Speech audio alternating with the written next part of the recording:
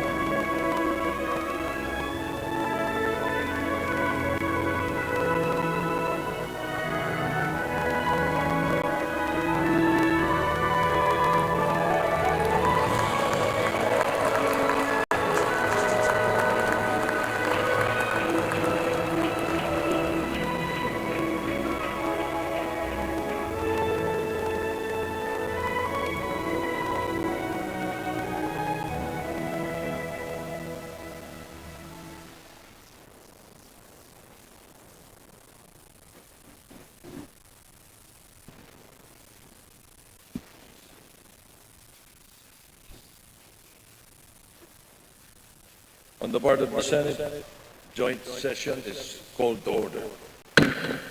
On the part of the House of Representatives, the joint session is hereby called to order.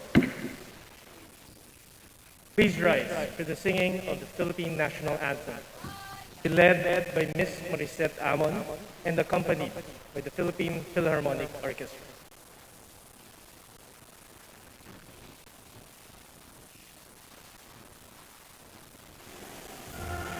Pag-ibig ng sinagalan, alab na puso, sa dibdib mo'y buhay. Lupang hinirang, tuyan ka ng magiting, sa maglulupin, di ka masisikin. Sa dagat at bundok, sa simoy at sa langit, may bilang ang tunay at awit sa paglayang minamahal. Ang kisap ng watawat mo'y tagumpay na nakiligin. Ang bituin at araw niya kailan kamay ang dilim. Lupa ng araw ang ating pagsakta. Buhay manin sa Pilipino. Kami ligaya ng patay makapit. Ang mamatay ng dahil sa'yo.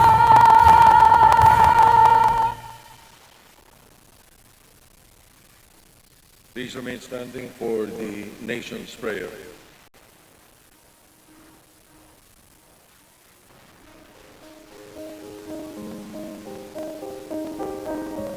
Ama namin makapangyarihan sa lahat, narito po kami upang magpasalamat sa lahat ng biyayang binibigay mo po sa amin, sa aming mayaman na kalikasan, mga kakayahan at tibay ng loob. Maraming salamat po.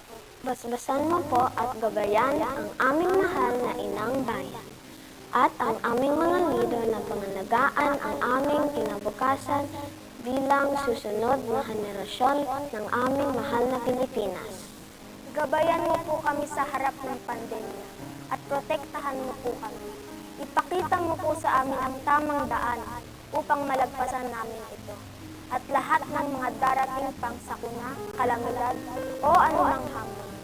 Lahat ng ito ay tinatanggap namin bilang pagsubok lamang upang lalo kaming sumampalataya sa iyo. Naway matawan namin ang ganap na pagkakaisa bilang isang bayan.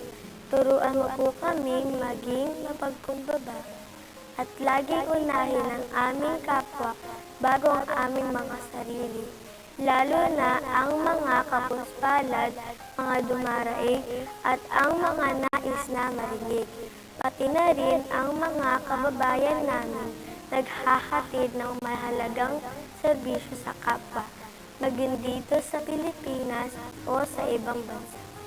Patatagin mo po sana kami bilang tao at bilang isang bayan na laging nananalig at naniniwalang hindi mo po kami pababayaan kailanman.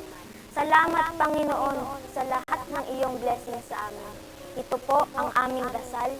Amen.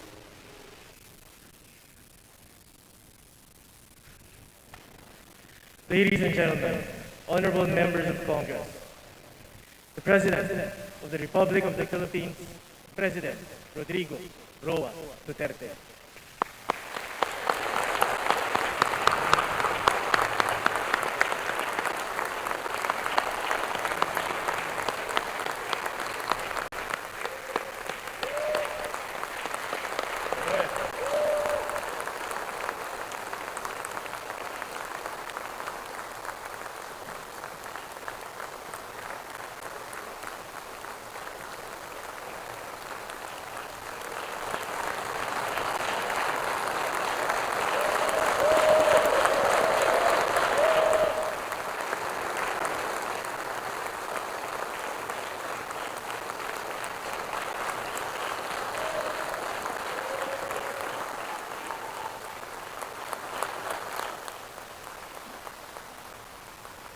Kindly sit down. By far, this is the most beautiful Sona crowd that ever happened here. So many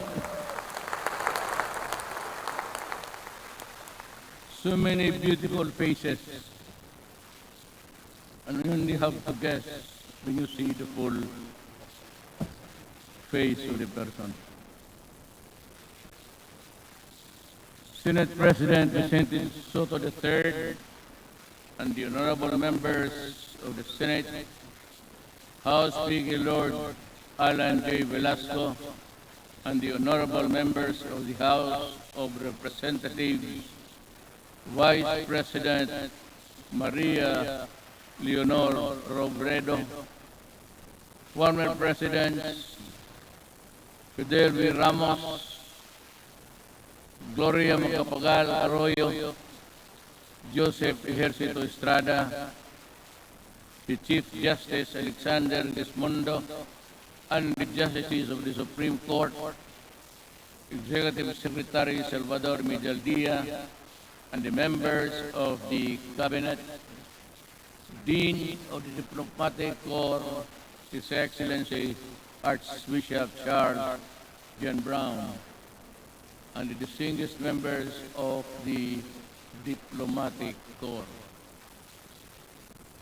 My fellow government workers, and of course, to my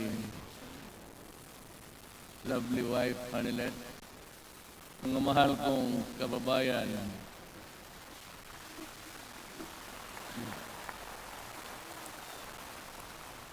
when I assumed the presidency 5 years ago, dominant in my mind were the dreams and visions of a better life for all Filipinos.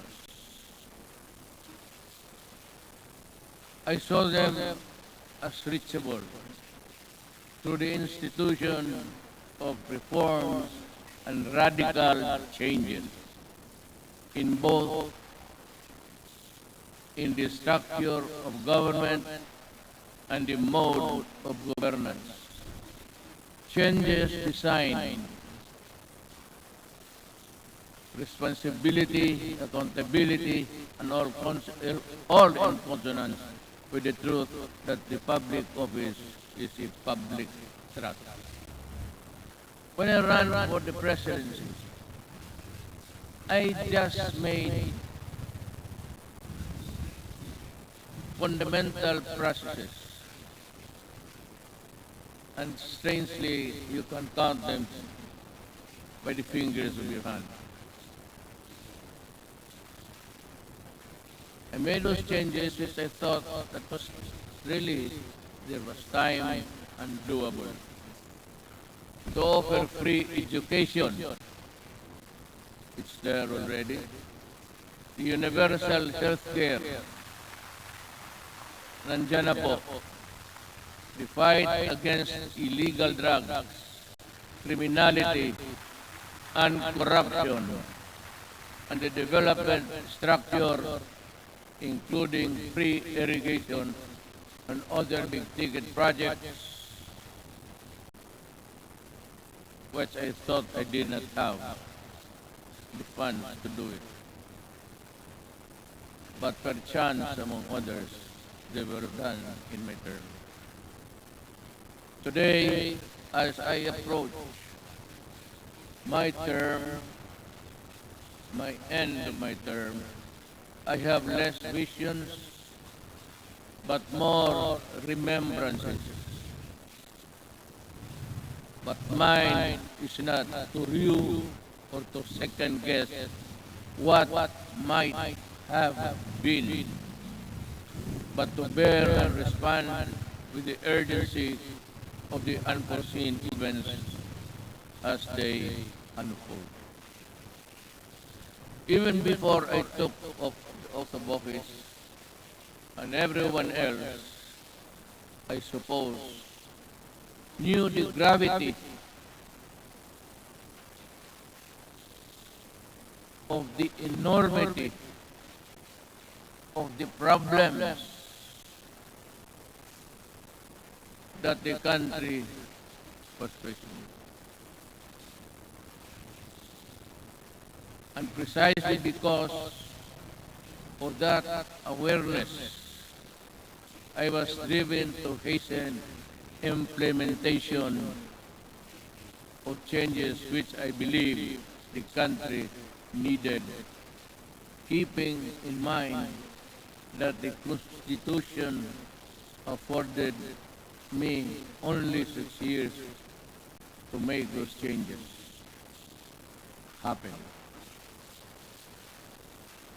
Making a difference within the constitutional time frame is what I was up against.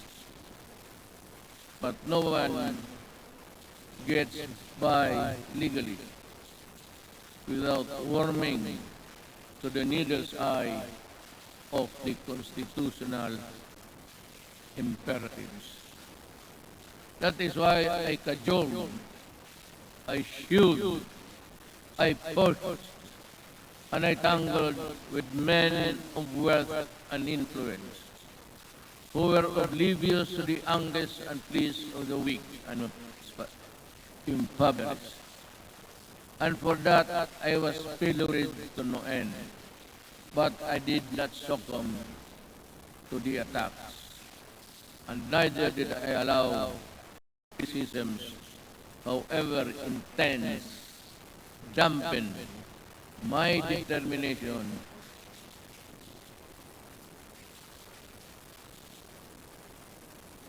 and initiatives, because my purpose was pure and unpolluted.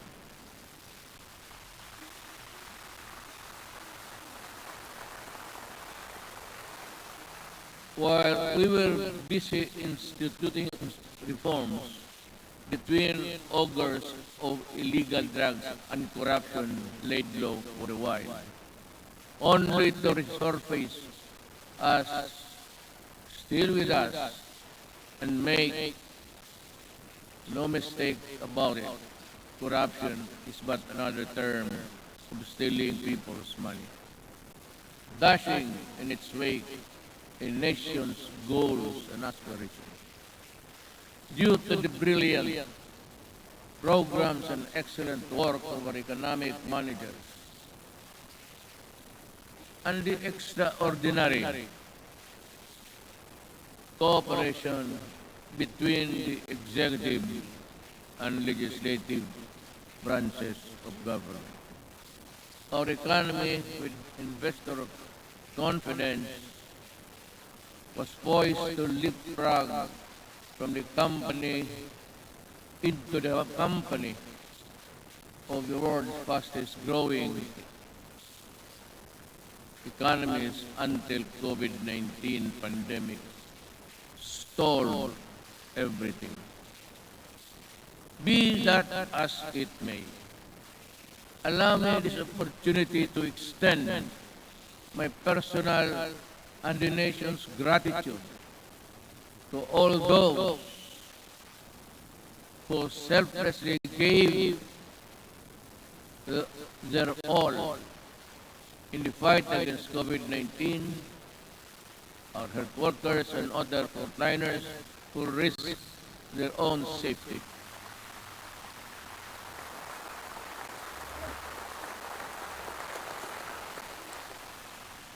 To keep our essential health services and our food supply chain running, boosting the economy, activity, and ensure peace and order in our community. I would like also to extend my deepest appreciation for the generosity of the private sector who came to the government's aid in fighting COVID-19.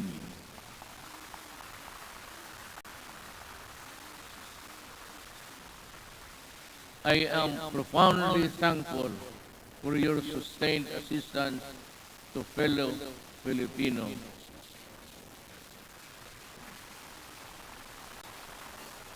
And amidst the same deleterious effect of the pandemic to our respective industries, let me assure you that the government is committed to assess the private sector to regain the commercial vibrance of the country prior to the pandemic.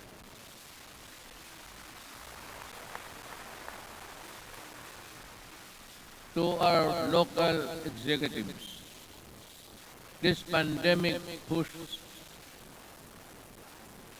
you to step up and deliver responsive assistance.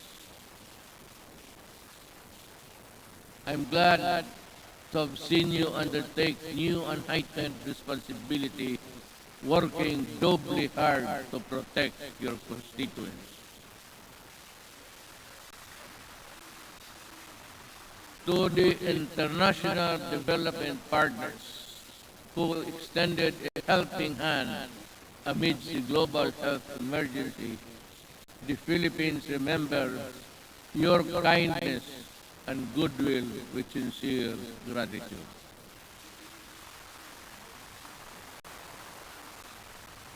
And to all of you who answered the call to protect one another by adhering to our nation's protocols, daghang salamat.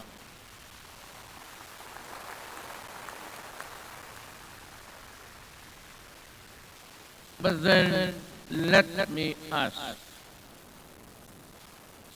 perhaps you and to myself, what exactly is the state of the nation today? In the light of the pandemic which has paralyzed business activities and crippled even the strongest world economies. So, where do we go from here? Looking back to our accomplishments. In my first Sona, I laid down with utmost commitment and resolve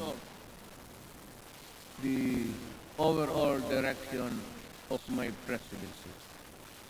A comfortable life for all Filipinos, anchored on a people-centered approach to development and governance.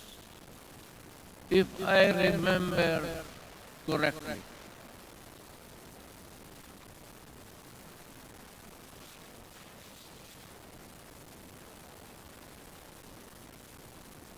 my administration,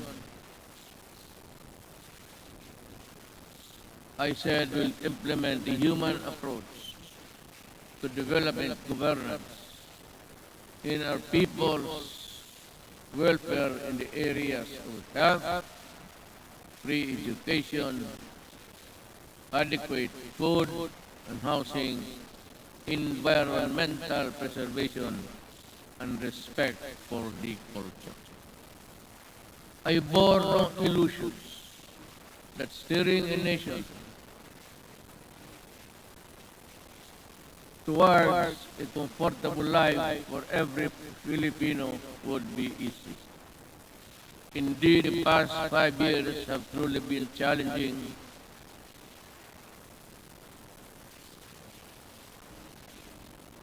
and humbling. I stand here before you today bearing no conceit, but if there is one thing that I could be proud of, is that not once did I waver in doing the unpopular, even if it meant upholding the greatest good for the greatest number.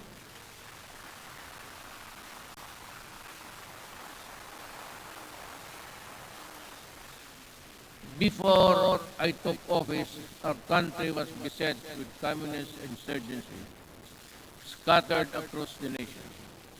A separatist movement that sought to divide us on the basis of religion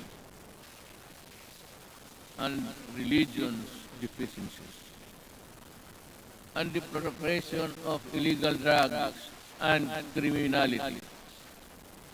Our armed forces were ill-equipped to deal with internal and external threats, while the police force had been overwhelmed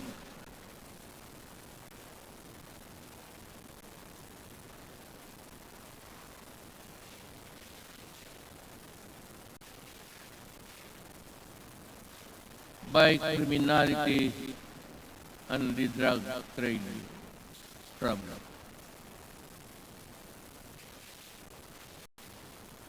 This is why I made it a priority to strengthen the institution, boost the morale of the men and women of the armed forces of the Philippines and the Philippine National Police and other armed services.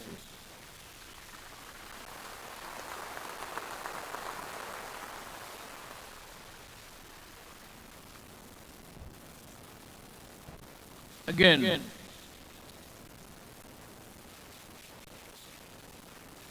I thank Congress for working with the Executive Department in enhancing capabilities of the AFP and PNP through our modernization program. In 2018, we raised the salaries of our military and uniformed policemen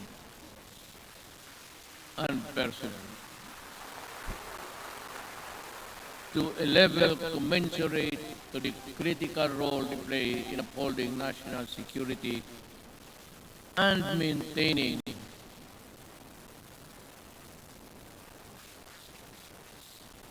order. I am asking Congress to pass a unified system of separation, retirement, and pension of military and uniformed personnel to maintain government fiscal flexibility and provide adequate benefits and remuneration to our men and women in uniform.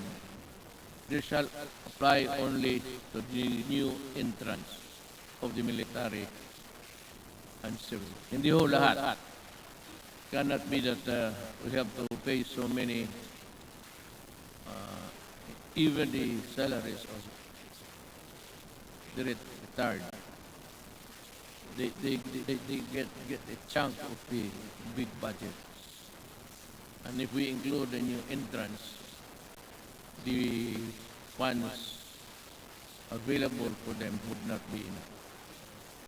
It is also high time for us to pass a law providing free legal assistance to AFP and PNP officers, enlisted personnel.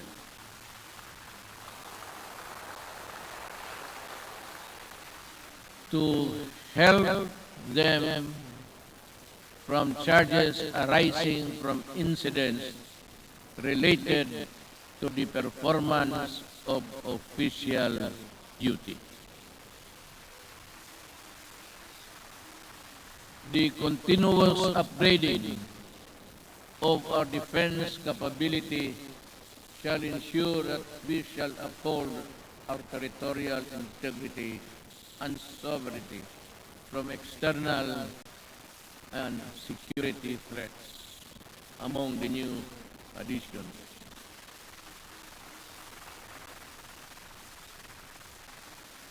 We welcome the country's two missile-capable warships to enable us to protect our seas by providing them with necessary equipment, by enhancing their professional capabilities, and looking after the families of the soldiers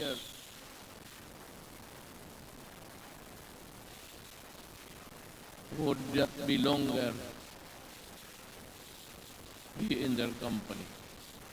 We do not only strengthen our military and police institutions, we also inspire them to serve this nation with the highest degree of loyalty and patriotism. We enable them to carry out their mandate to defeat all enemies of the state, whatever the cost. Indeed, I am proud of the accomplishments of our troops in securing our nation against all threats to our democratic institutions.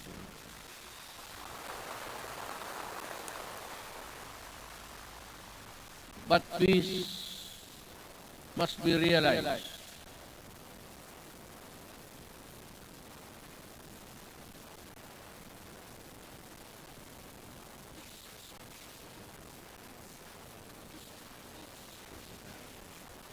Peace and security is not only just a military concern. That is why we deviated from the traditional purely military approach in dealing with matters of national security. With the creation of the National Task Force to End Communist Armed Conflict, or NTF-LCAC, we have made great strides in addressing the root causes of this conflict by empowering our kababayan who have been used by the communist for many decades. In our continuing effort to build state of safe and conflict-resilient barangays, we have worked towards a sustainable rehabilitation and development of communities where the communists used to operate. Through the NTF-LCAC, we invested in farm-to-market roads, school buildings, water and sanitation, health stations, and livelihood. Alam mo, kasali na tayo dito lahat. Always, every law or every regulation must pass Congress, of course, to the President. But sometimes, in our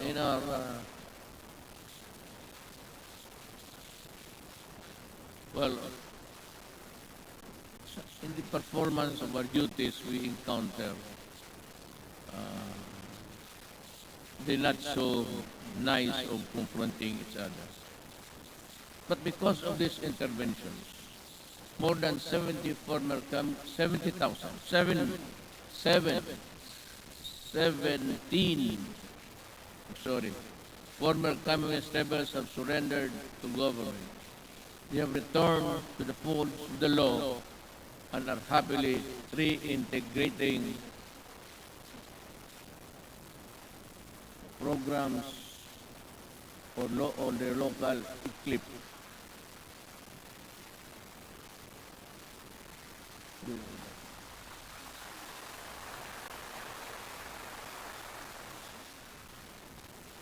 It's either I am talking too fast or too slow, or the operator of this thing here is drowsy.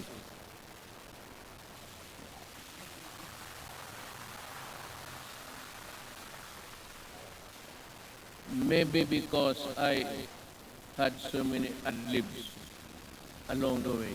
Marami akong akin lang. Kaya nung nahinto ako, when I stop and I'm process something in my the gray matter between my ears. Hindi humahabol, hindi alam ng operator. Hindi bali, ma'am. Mahal pa rin kita.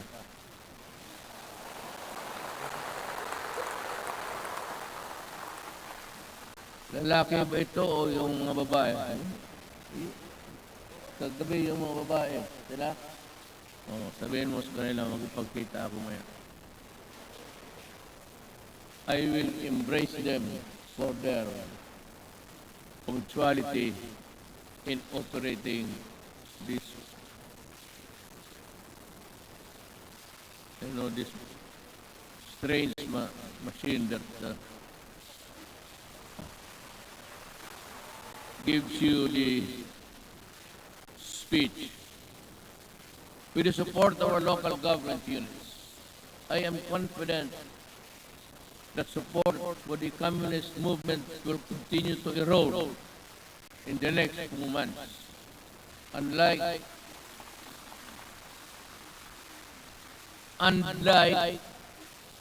the decades-old Moro rebellion in Mindanao, we also bring an end to the armed struggle of the communists once and for all.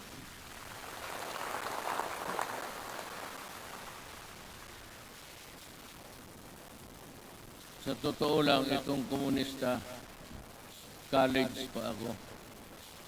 Hanggang ngayon, ang mga sige pa rin. So, speech mo lang ito, kunwari lang, pero ang totoo, there's a lot of fighting going on in the countryside. But I'd like to credit the police and the military for destroying so many communist fronts. I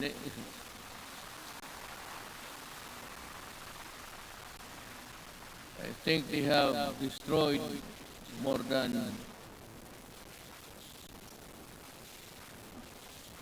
15 apparatus or the fronts of the Communist Party of the Philippines.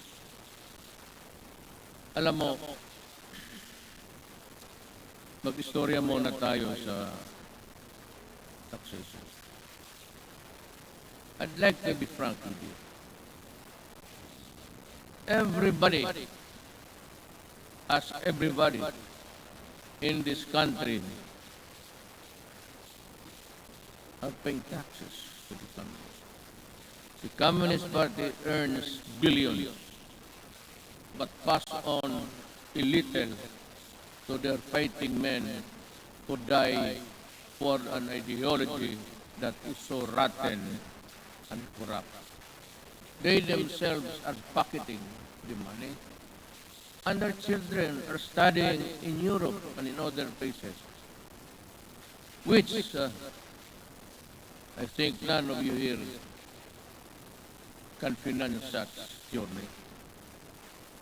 Yan ang masakit dito. They collect taxes, support season in Netherlands, and they do nothing but bad-mouth government, bad-mouth, war, dogmas, and everything. Hindi na sila napagod. It's about 53 years in the making. And until today, the poor people are dying. The cadres, and most of them belonging to the indigenous tribes of our country, are fighting a losing battle between communists and the government. They waste lives, they enlist children, and they are proud of it, but they deny it. But when you go to the mountains, such as I and Senator go many times, even during the elections, they were there with so many arms that I think somebody, an idiot here in the Philippines, supplied the firearms. I'd like to ask Congress, especially Senator Bato, kindly dig on because we have identified the person who imported the AK-47 into this country on the pretext of using it in the security, providing security and guards in all, in business establishments, and for those who can afford their home. This policeman, I think, is still there. He was a colonel, and she is still walang nangyari. At maraming sundalo ang namatay dahil sa mga armas na pinasok nila dito sa Pilipinas. So that my orders to you, if you see them walking around, kindly shoot them dead. We will be happy. Anyway, you're already charged in the ICC together with me. So what is the problem of adding another one? Another idiot Filipino who has caused great damage to our country. Yan po ang totoo dyan. At itong mga pulis, but let me go back in time. When I first said I will fight drugs in 6-1, I thought it was like in Davao. You can either coerce, intimidate, or bribe them. Or give them money. I said, lumabas kayo ng Davao, doon kayo magkalat sa Luzon at sa ibang lugar. Huwag dito sa Davao. Naniniwala naman ang mga ulol at we were able to attain a sense of normalcy in the city.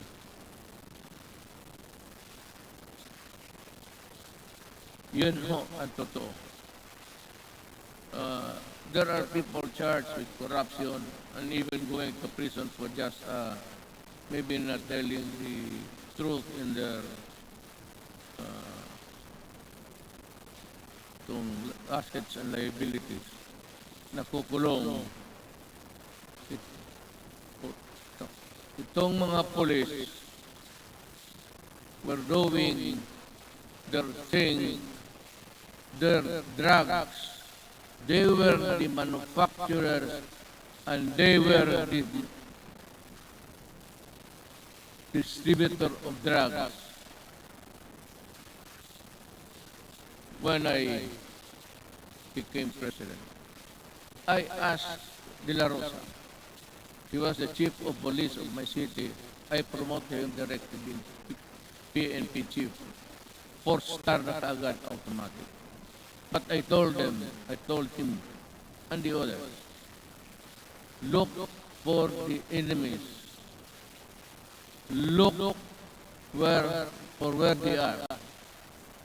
And if you find them, destroy the apparatus. Destroy all, from the manufacturers to the peddlers. Because we are fighting a drug war that was being participated in the business by 9 generals of the PNP. Kaya yan ang sakit sa loob. I did not know that I was fighting my own government, customs, and everyone else were facilitating the importation of drugs. And one importation, as you can see it every night on TV, the police now sees about almost $1 billion worth of drugs every day. And if you look at the 888, there are about 1,000 Filipinos arrested every day by the police in connection with drugs. trafficking. And that is why I go crazy looking at the situation. They are still around.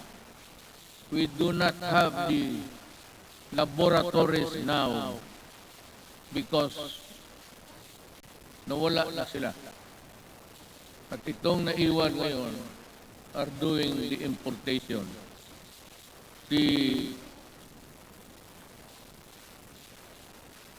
citizens of another country cook their shabu in their tawag dito, in their tugboat or something, and they threw out the product contained in the plastic bags and with the GPS attached to the contraband so that the importers here could find them easily. That is how we are fighting, almost losing the battle in Islam. And now, the Sinalosa gangsters of Mexico and the triad of Laos in that area. They are busy cooking, and we have the Filipinos here with nothing in their mind except to destroy a nation, distribute them. That is what I said. I've been asked the question, and several times I gave the answer. I am a Filipino, and I love my country. I do not want my country in disarray because of drugs. I do not want families break up and become dysfunctional. Yun ang masakit sa akin. If you want to destroy a family, look for a way of the member or a resident of that family home. Bigyan mo na droga. Pag nandyan na yung droga at they are cooked, and that is the end. Sometimes families are separated because of drugs, becomes dysfunctional, at yung mga asawa magpunta doon sa abroad ika nga to look for jobs. And you know, in the Middle East, I am not attributing it to any particular country, but there are tribes in the Middle East who are employing our Filipina citizens, and they are uniform. Everybody who comes here home, ask them how many hours of sleep they have. They said it's only 3 to 4 hours. And the food is hagwas. And they sacrifice because they send money to the families back home. And thinking all the time that the money was spent usefully, only to realize when she comes home that that family has already dispersed to nowhere. Bakit yan? Because itong mga durugista sa baba, itong peddler, itong basurero, tawag, the street lingo, they look for families na may mga nanay, tatay nagtrabaho, ang tatay or nanay nagtatrabaho sa abroad. At to think na iniiwan nila ang mga anak nila kung saan-saan na lang to their neighbors at the tender age of 3 to 4, 5. It breaks your heart. Iiwan lang nila ang kapitbahay kung walang mga relatives. And then, when they come back 5 years, 4 years after, you now realize that their young sons and daughters have gone into prostitution because of drugs. And their boys or the male are nowhere to be found and into the drug business also. Yun ang pinakamasakit. Masakit sa akin na ang Pilipina pumunta doon para magtrabaho because sexual abuse in some tribes in the Middle East have this notion that if you are a slave or you are a paid person working for them, sexual abuse becomes part of the territory. Kaya dyan ako pumuputok at nakakita ko yung mga pamilya na sira. And to think that they labored without sleep, eating, I said, garbage, and not being allowed to go to their own church to pray, so that is prohibited by them.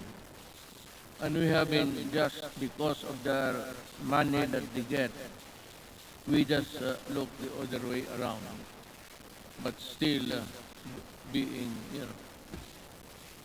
bothered every night and day.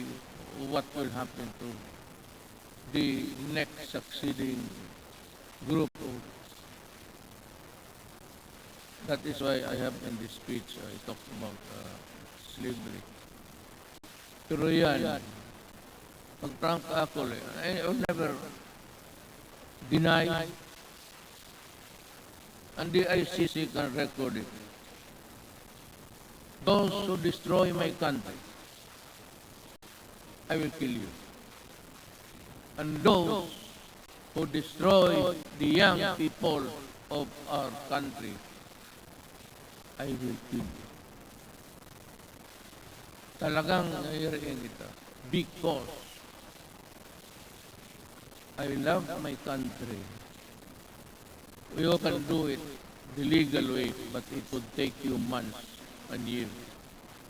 And you know what? The statistics I just learned the other night, that plenty of those who are in the middle class have been released from prison despite the fact that they are charged of trafficking which is non-bailable, and most of them are out. Babae pati lalaki ang kaso. And that is why I said, I toyed with the idea. I said, if there is still space, with due respect to the Senate President, he is a good man. He can become a good Vice President. He is holy. Ngayon, hindi na siya nahuli. Noon, huling-huli siya. But with due respect to Senator Soto, who's also running for the Vice Presidency, he is a capable man, a good man, and a Filipino.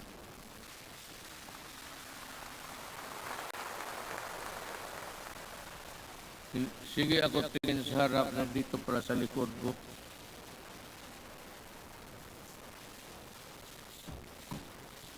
You know, you are old. I've been in politics, mayor for 23 years. 5 years as a congressman dito. I work here. And 4 years working as vice mayor for my daughter, Sarah. And the presidency.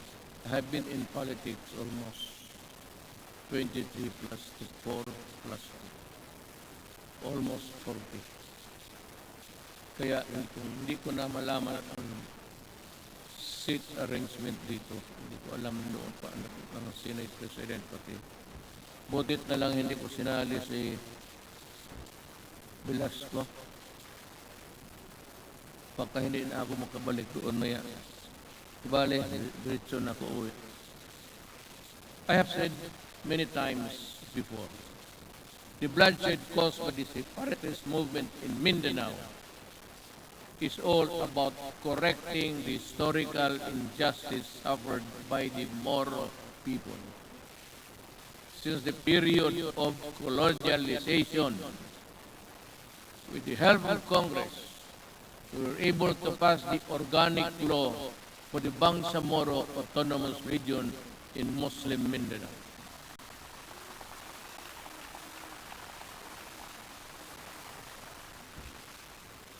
Finally fulfilling a promise that was decades in the making. Our victory in Marawi is also a testament to how the Filipinos' patriotism is far stronger than any extremist group. As I have said before many times, there is no room for lawlessness in this country.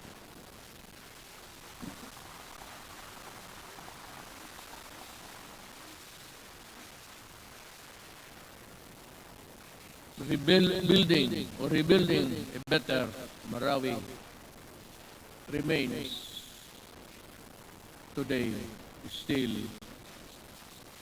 not completed. To task force Bangon Marawi, we need to race against time, and you have to finish the necessary work for to rehabilitate the war-torn city and bring back its families back home. But let me talk again about the drugs. I was just ahead because I was talking something else. Nag-segue ako. While we have made strides in ending rebellion and insurgency in various parts of the country, we still have a long way in our fight against the proliferation of drugs. This problem has hounded our country for several decades, destroying families and degrading the moral fiber of our society. Winda's Hume Office is committed to end this problem at the soonest possible time. We launched an unprecedented war against illegal drugs and to destroy their apparatus. That permitted every level and sector of society. We wage war on the manufacturers, the financiers, the suppliers, the peddlers, and the entire syndicates, and more importantly, their protectors in government. We have rescued and reformed drug dependence because of their idiotic sense of decency.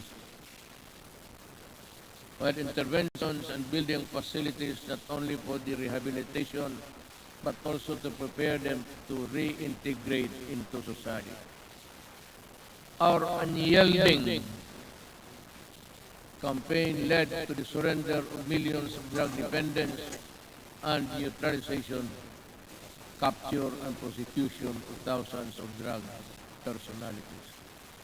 The dismantling of illegal drugs and syndicates and the drug laboratories, the extensive drug communities down to the barangay level, and the cutting of narco politics. You know, allow me a little bit of your time. Wala naman siguro kayong lakad. Yun. Unless no, you want to, unless you have this appointment with, I'm sure hindi babae yan. That would be a sexist statement. Kung nagmamadali talaga, halos tumatakbo, babae yan. Kung naglalakad lang na natural, medyo less important yan. Ganon yan. Pero dito wala. I'm not making any success. I'm just saying the truth. What is the truth? It's there for all to see.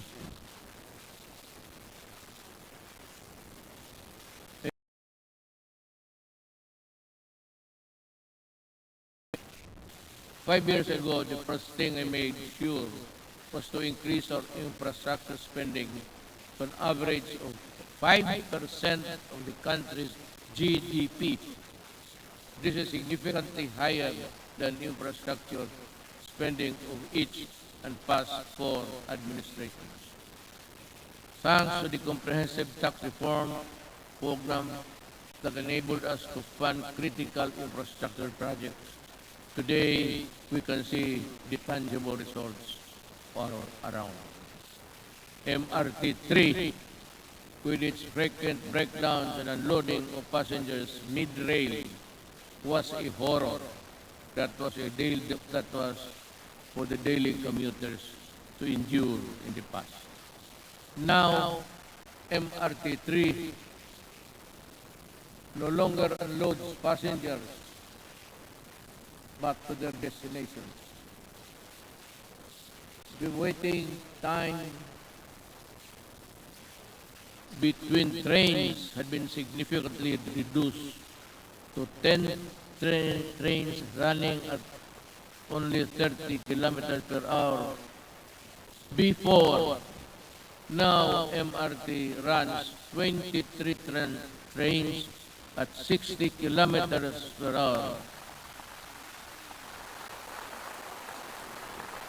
We have taken away the misery of public commuting.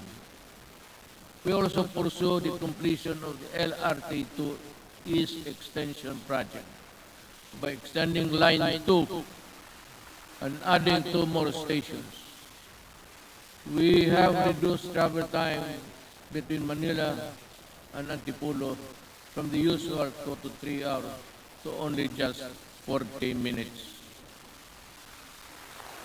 Thanks to our partnership with the private sector, we are able to open Stage 3 of the Metro Manila Skyway in January this year. This decongested EDSA and other major roads in Metro Manila. On Independence Day last month, we also inaugurated the Kalayaan Bridge, part of the BGC Ortigas Centerlink project, which will reduce the usual 1-hour travel time between the 2 business districts in just 12 minutes. Beyond Metro Manila, we are pursuing several high-impact projects that will be completed within my term and perhaps in the following years. It's a question of money. Just this July, we inspected the newly built passenger terminal building of the Clark International Airport. The new and modern passenger terminal is equipped with the latest state-of-art technology. This can accommodate 8 million passengers, alleviate air traffic congestion at the Naya Airport, as well as serve a major growth driver and gateway to northern and central Luzon.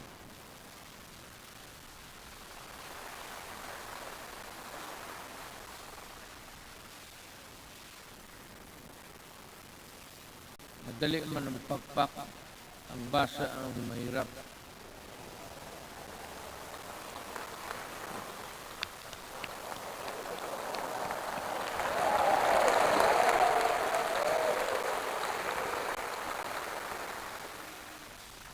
To help promote equitable development, we also completed several roads leading to important trade corridors. Last year, we completed the construction of the 4-point Freeport Zone Road in La Union, which improved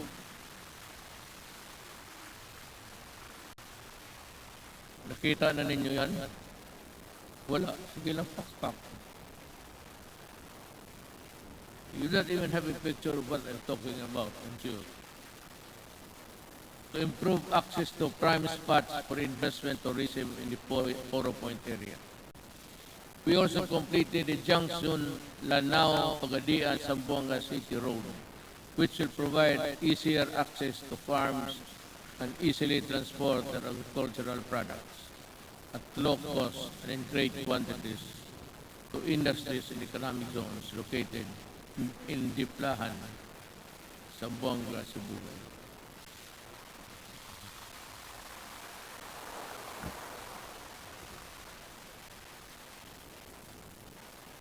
The Sorsogon City in Bicol. Inuna namin yan kasi mahal ko ang mga Bicolan.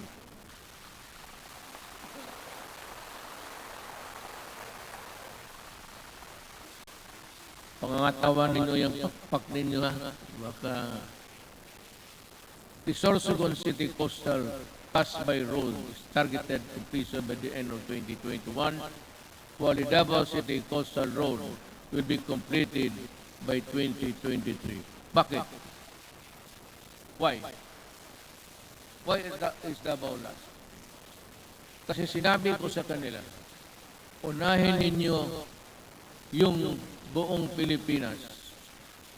During the initial years of my presidency, I told the economic managers and the DPWH, pati si Art Tugade sa transportation, unahin ninyo ang Luzon at ibang areas sa Mindanao.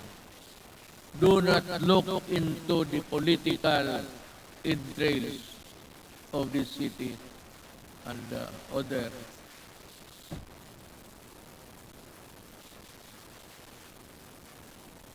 provinces. Sinadya ko talaga na ipangkulit ang dalawa. Kaya ang for the Davaoenos, you must understand that we cannot really unahin natin yung kasi taga dyan ako eh. Kung hindi ako sigurado taga Davao, tapos na yan, pareho ng iba. Kaya lang sinabi ko, make Davao the last priority. At, totoo yan. Sorsogon is little politics, but that's the territory of our Vice President, Rodrigo. Are you here, ma'am?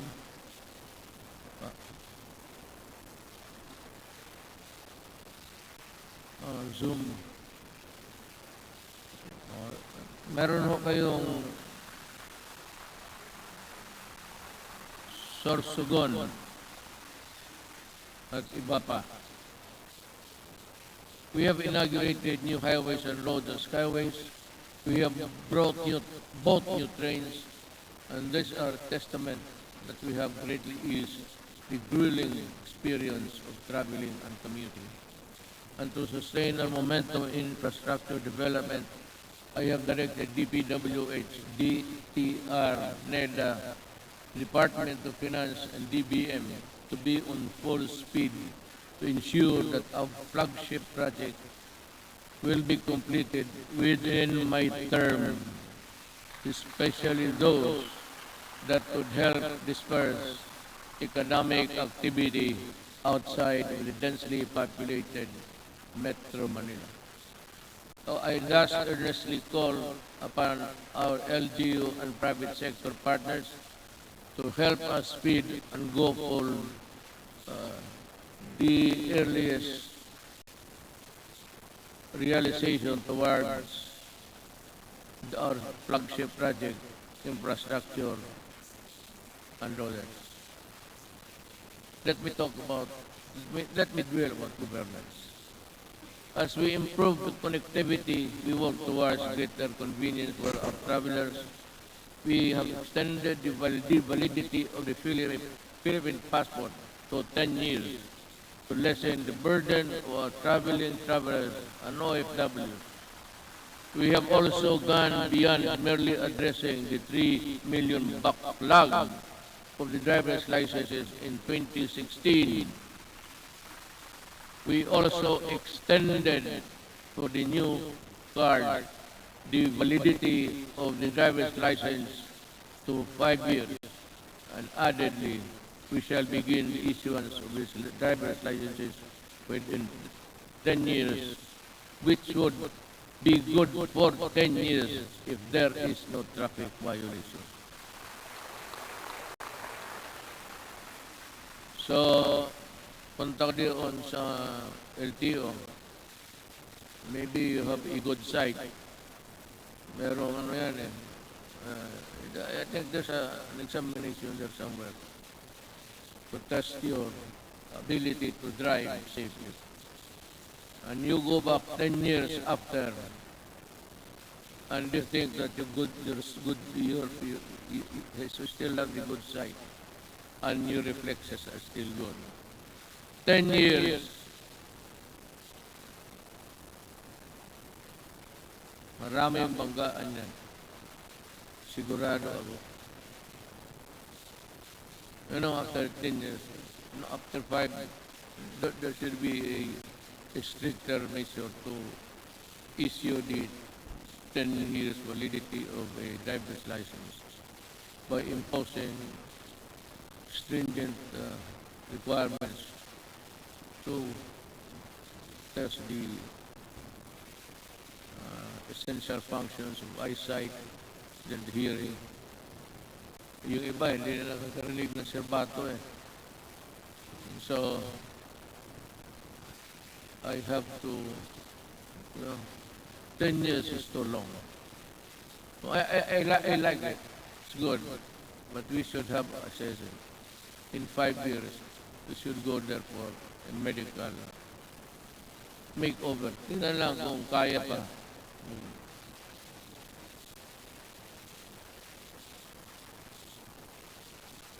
Not only did we extend the validity of the licenses and passports, we also sought to make long lines a thing of the past.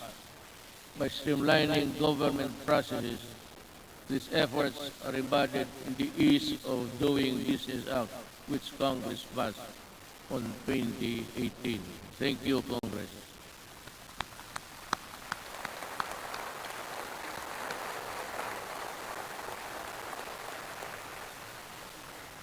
Sa inyo yun. Ako ang nagpirma pala. Ako nag-execute. Pakpak rin kayo.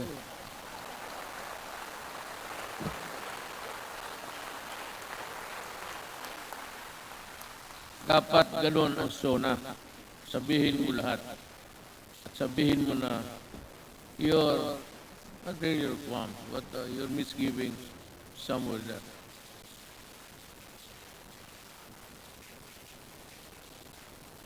Transactions will be further streamlined with the rollout of the Philippine Identification System, or the PhilSy, to the Philippine Identification System Act. With this, we hope to facilitate better access, better services and access for all Filipinos, even in the far-flung areas. I want to say something about this, but I'm taking too long. We also ensured the modification of the salary schedule for civilian government personnel through the salary standardization law 5. A necessary measure for our civil servants to recognize their work and accomplishment, as well as a gesture of gratitude and goodwill. We have this legacy, and we hope to pass on this establishment of central business portal, single site, and for all business-related transactions, such as securing business permits, licenses, and clearances, and launched earlier this year. It shall be elevated with our global standing in doing business arena and improve our country's competitiveness. Alam mo ito, yung queuing. When I was a mayor, I don't know, but maybe a legislator or a senator or a congressman, well, not really that he's higher than the other. But kung dumaan ka as a local government employee, worker, just like me, for 23 years, itong queuing, matagal ko na ito. In Davao, ang passport issuances na doon sa likod ng SM. Isang gabi, motor ako, nakita ko yung mga paa sa simento. So I was thinking, anong nangyari dito? So nagbaba ako, sabi ko, bakit dito kayo natutulog? Sabi nila, you know, Mayor, ang pagbukas niyan, kailangan nakampila na kami. Pag hindi, sunod, ibang araw na naman kami. So, I called for the chief of office. When I said, look, I may not be the person above you supervising, but make sure that this thing will not happen tomorrow. As in tomorrow. Tapos tinawagan ko ang itong sabi ko, why don't you give cards? Kung marami sila pagdinya, may maglakad na martial, o ikaw bukas, at 4 p.m. So, you have to study the time and motion of people doing work. Sabi ko, ayaw ko dito sa Davao. Because Mindanao, sa Davao ang issuances ng passport. So ngayon, pagka-presidente ko, sabi ko, ayaw ko nang makita yan. Not during my time. Not during my time. Maghanap ka ng ibang panahon. Ayusin ninyo yan.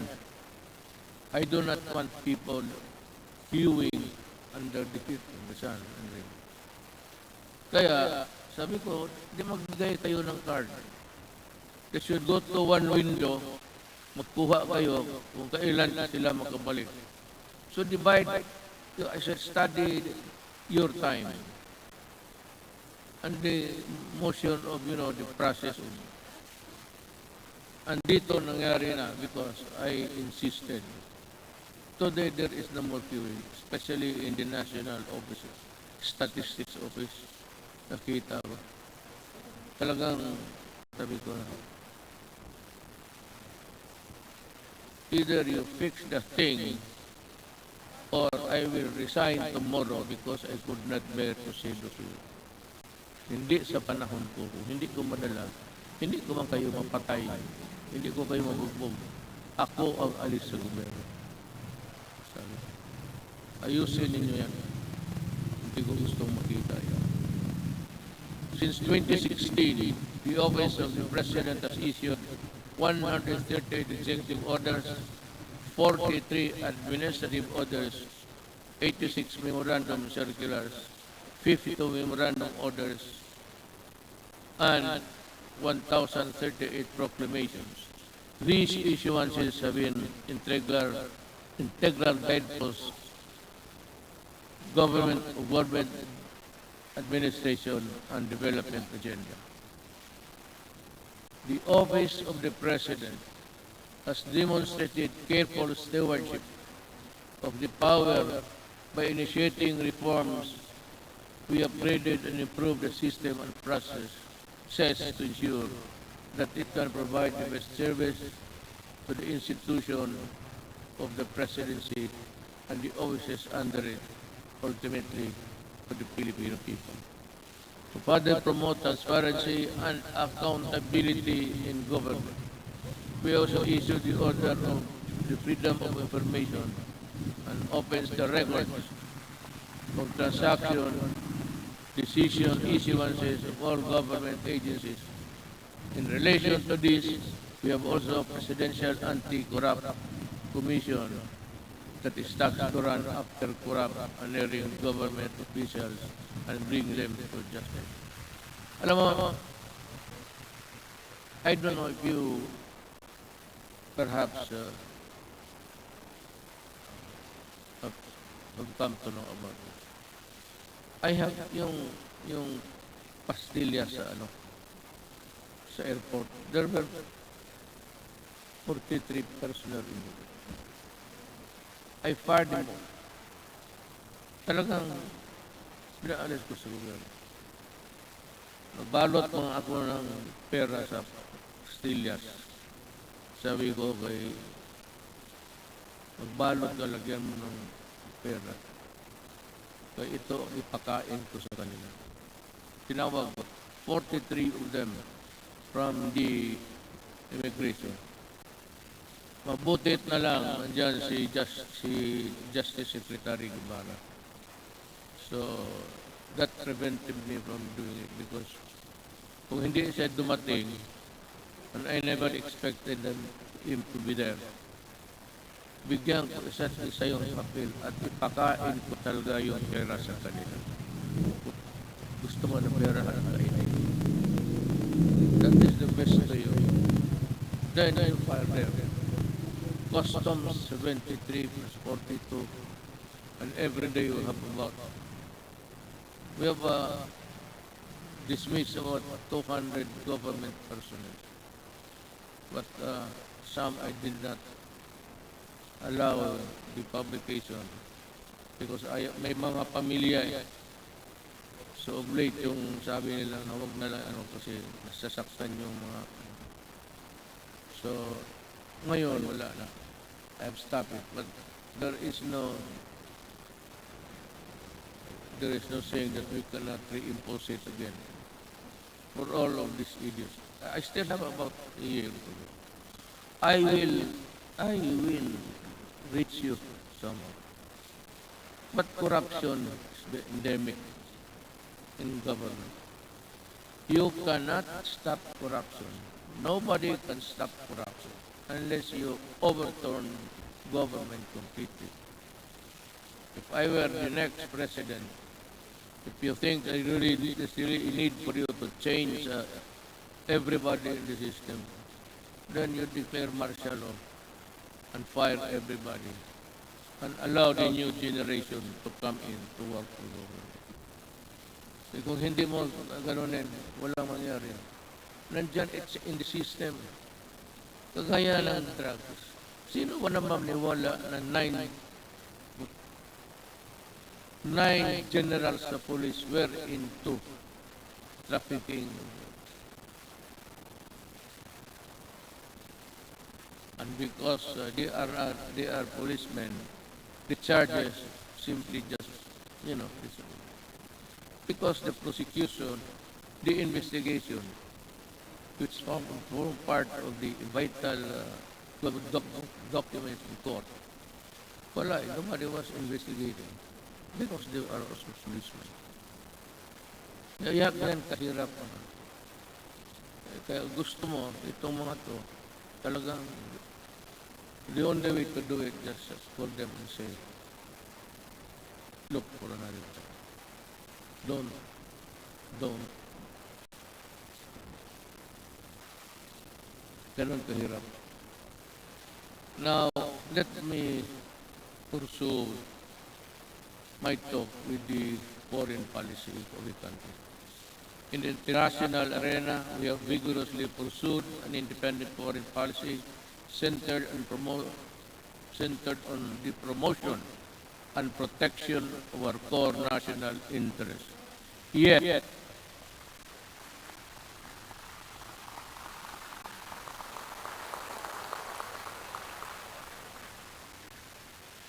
sigurado kayo sa pinapakan ninyo? I was just laying the predicate of what I'm going to say. Yet, we continue. I will just give the cue, then you clap your hands. Yet, biro lang yan. Yet we continue to work with all nations and seek partnerships that work. Because despite differences, it is an independent world where interests and objectives intersect. Now, partners heretofore silent for equivocal reasons have expressed their principled positions that echo our own, that disputes and contested areas, the majesty of the law must prevail, and this is most welcome.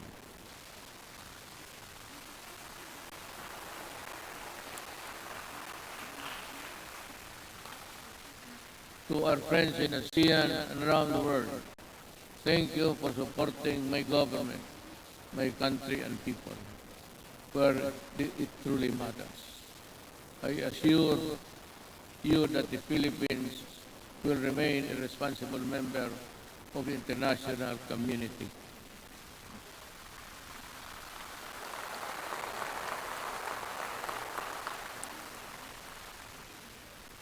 And we will work with you to achieve our shared objectives. But no mistake, make no mistake, brother.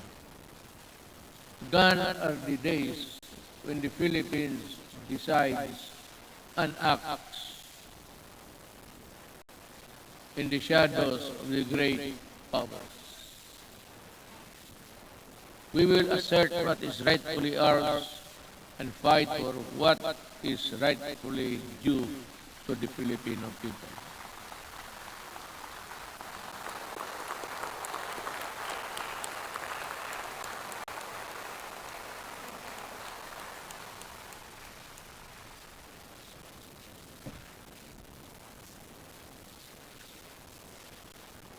We do not have any Sona every day. Now it's as good as any other time to just let it out from Puso. This is why we send back container vans of garbage, because our country is not a dump site.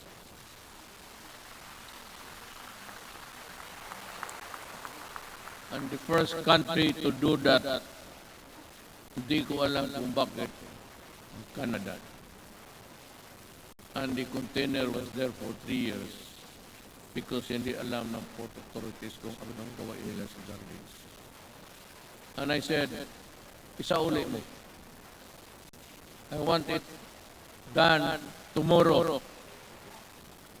Those containers must be out of our country.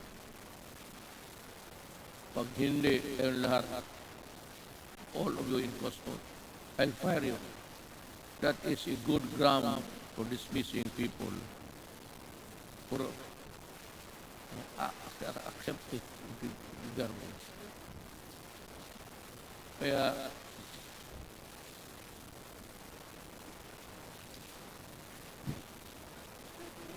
may isa pa. Pero let you in this story. The Balingiga, we welcome back the bells of Balingiga after many decades because historic wrong needed to be corrected.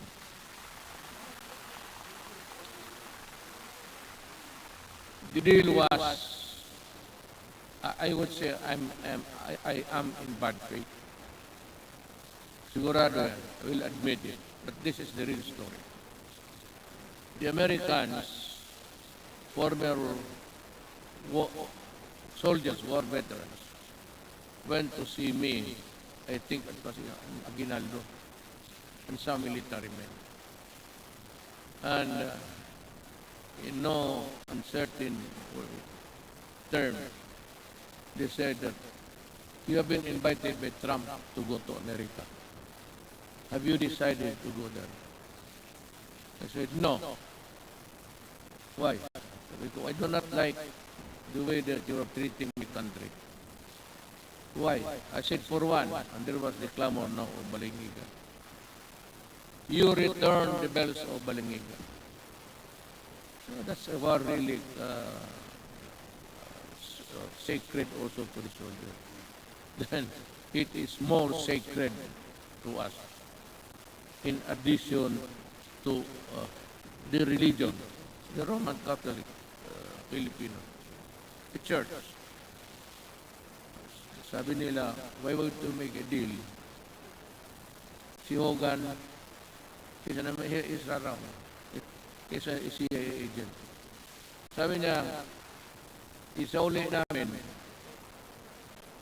punta ka, because I said earlier in my presidency, there will never be a time that I will go to America.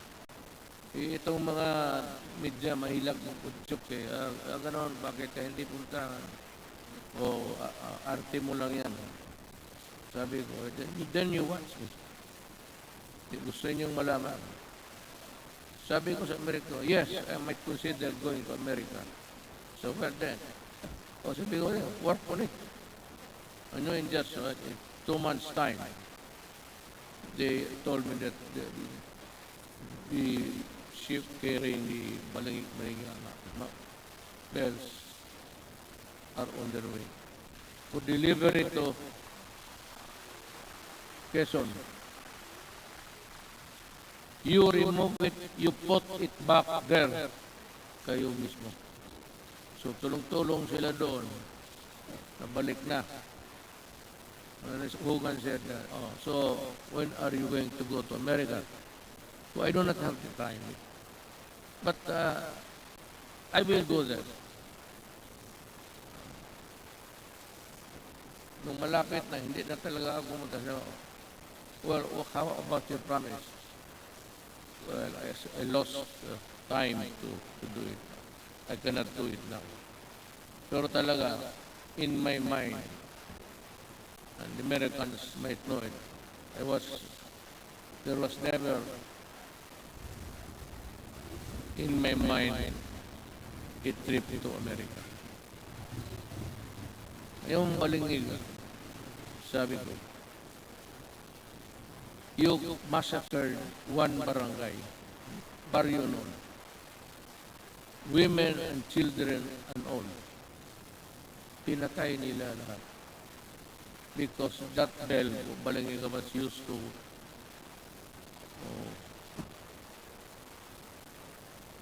call the people for prayers, gano'n. Sa simbahan yun eh. So yung ginawa nila, every time it is used, the Americans knew that that's a great significance to the Filipinos, the Balangiga. After the massacre of one barangay, how many at the time, we would never know. But it was said, isang baryo. No barangay ngayon, baryo noon yan eh. Baryo is an American word. The barrio. That's they also call the small places in Mexico barrio. Right? The Americans borrowed it from the Spaniards, barrio. So sabi ko, blood, you really got it at the expense of the blood of Filipinos. I do not hurry me up. If I go to America, it will be in my own time. Pero actually, wala ako. I have not been to America for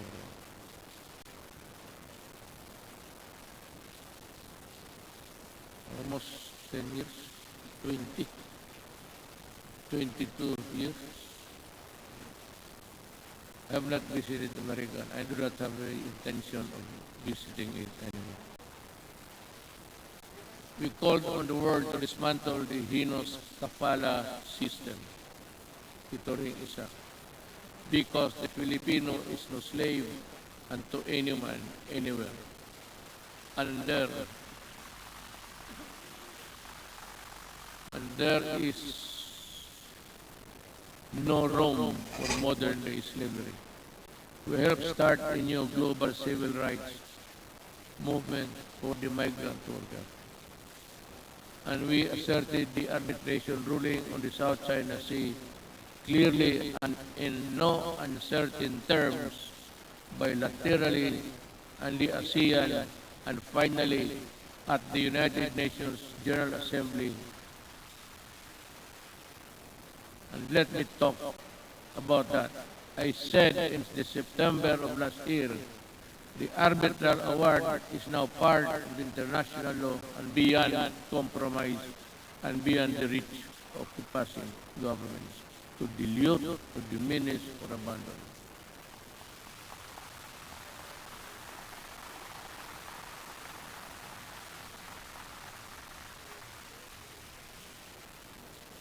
That is the problem. We would like to just to everybody in the Middle East. I would like to tell them that not only Filipinos but all human beings, the kafala has no place there because it's a setup for slavery. Either you correct it or we will ask our workers, Filipino workers, to go home. Sabi ko, bahala na. Kung mahirap lang kami dito, okay lang. We will try our very best to make up for what we have lost, what we will lose in the process. But we will never allow them to be slaves. But we need to do more with our partners. We continue scaling our maritime domain awareness, defense capabilities. Yet, we will not close our doors on diplomacy and the tongue, because that is how disputes are settled and never by force. Let me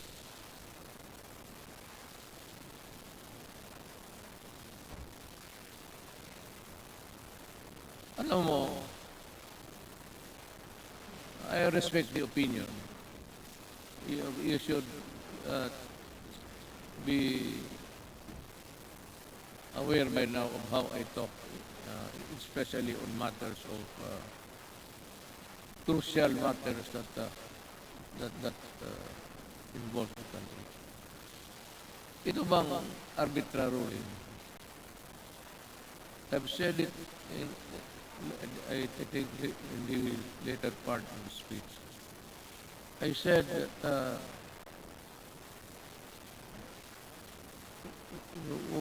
what's your problem in the arbitral ruling? America and some Filipinos, brilliant Filipinos, I would say, keep on pushing for something which I really do not know. I have made a speech before the UN. Nakasumplaw rin, nandito lang ako. Hindi ako pumunta doon. But in that speech, I laid down the bare, sabi ko, ng ating administrasyon. Ano pa ang gusto ninyo? What will I do with a document that is not buying China because they were never a part of that arbitration?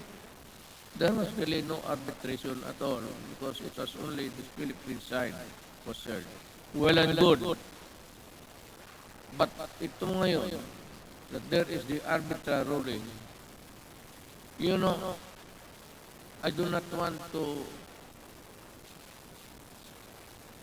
insult these people pushing me for something more than what I can handle.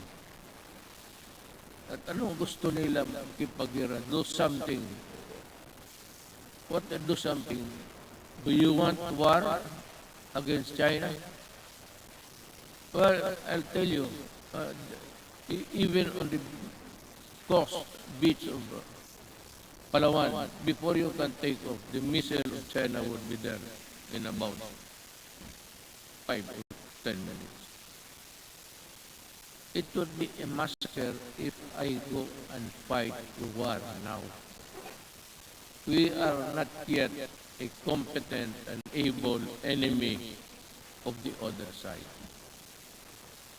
So what I did was I was just being nice to them. But for some people to say that I was helped by China in being president, these idiots, really. I will never do that. Hindi na bali ako, hindi ma-presidente, hindi talaga gagawin yan. To be, what? Receiving money from China to buy votes? They said that they have. Maybe in some Chinese communities, the gossip going around that support Duterte. But the whole of the Chinese community in the Philippines went for me. Why? Kasi sa Davao ng mayor ako, ni minsan hindi ako tumatanggap baski Christmas gift. Dapat dito marami dito sa Maynila, presidente ako ngayon. Maraming magpadala ng baril, kung ano dyan. Sabi ko sa uli mo yan. Yung mga relo, itong aking relo, it's IWC, this is only 300,000. But the patik that has come with me, sinauli ko talaga, return it. O pag hindi, itapon mo sa passage sa harapan nila. Hindi ako tinulungan ng China. Nag-usap kami ng China civilly, but after election. And after election, I was a good friend of presidency. Until now, when the pandemic struck, the first country I called for help was China. President President, we have no vaccination program here because we do not have the vaccines. We have not been able to invent one. We might have a hard time. He said, no, it's okay, we'll send you. When he sent us, I donated about 1,500,000 vaccines. Ganon, sabi ko, ako, lalo na kami mga Bisaya, mabigat sa amin yan, for us Visayans, yung utang na loob, mabigat talaga yan. Hindi mo mabayaran ng pero pag may utang na loob ako sa iyo, you can be sure that I will be your friend, a true friend, and die for you. Pero ito, China mag-die. Bakit ako namatay dyan? Sundalo ako, ubusin ko. How can we fight China? Do we have the weapons? Do we have everything? Now comes America. They say that if the attack is against the Philippines, they will defend. But they issued a statement that America does not meddle in conflicts involving the boundaries of other nations. And if America has to go to war, you would have to go to Congress to get, American Congress to get authority to go to war. That is why many presidents, hindi na lang, basta just an error, a mistake, a malicious mistake, no president has ever been punished for attacking nations. Getting into a fight is nothing. And if they come here, well, ang problema kasi nandito na yung balingiga. Sa uli na lang natin. Maybe I'll just return na pag ito eh. You know, big dito Russia, there are two verses. Ring it until you die. Fulfilling my promise to our coconut farmers and the Filipino people, my administration has worked with Congress to pass the Coconut Farmers and Industry Trust Fund Act.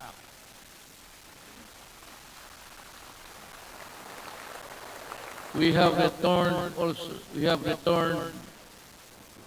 also the cocoa levy funds to its true and rightful owners, our coconut partners.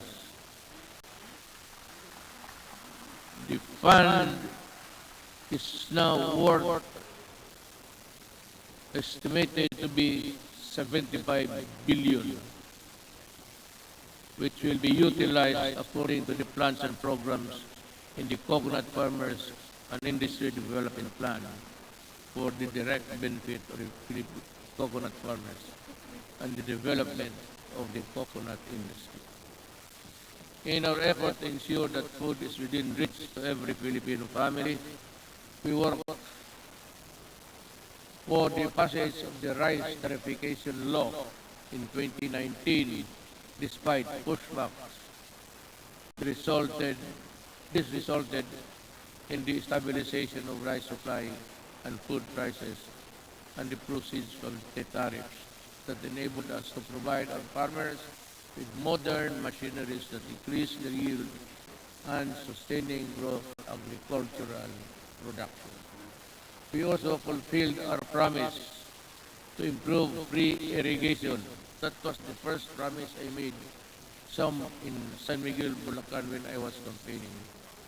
The farmers invited me to go into the farms inside San Miguel, Bulacan. And we had a sort of a meeting, and the first thing that they were complaining about was the severity of the irrigation that they have to pay 5,000 every month, every year. So sabi ko, I will work on it. Free Irrigation Service Act of 2018 is a product that now lowers the cost of agricultural production, especially for poor farmers. We also work to ensure that households have adequate supply of clean water, potable and affordable water. It's more than a commodity. It is vital. It is a vital public good.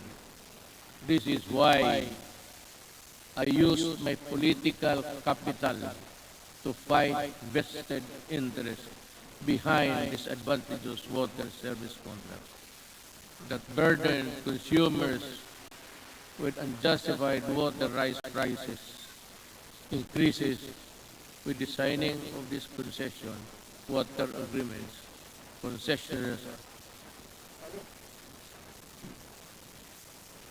Consumers will be protected at least until 2037. Ganito yan. There is this concessionaire, dalawa. Ayoko na naman. I will not mention it. Pero this is really what happened.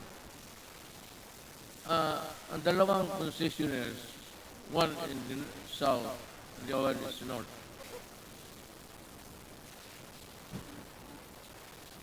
As the rich cartel dito sa Southeast Asia, ang pinakapture nila ang electricity pati tubig. Dito sa tubig, in this contract with water concessionaires, we made so many concessions that really, sabi ko, if you look at the contract and look at the anti-graft law, talagang it's all anti-graft. All of the sentences, even the period and question mark. Bakit? Sila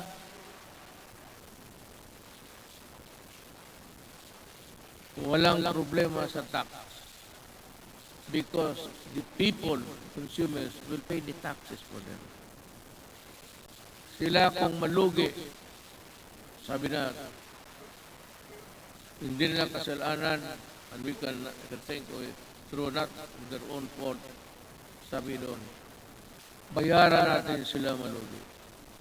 We pay for the tax corporation nila at sila ang mag-decide kung i-increase nila o i-decrease nila ang water. The regulators, itong mga regulators sa Pilipinas, walang magawa and they acceded to the contract. It was really, I don't know how to go. Kaya ako nag-pardon, di ba? Di ba nagmura ako? Sabi ko, pero kung malugi sila, babayaran pa natin. Tayo ang corporate tax nila. Tayo ang magbayad. And it's a cartel that service concessionaires are part of the cartel of Malaysia and Indonesia and they form part of that mother corporation. Itong mga sa Pilipinas, pati Malaysia, Indonesia, they are just, kumbaga sa storya, chapter lang yan sila. Being controlled up by the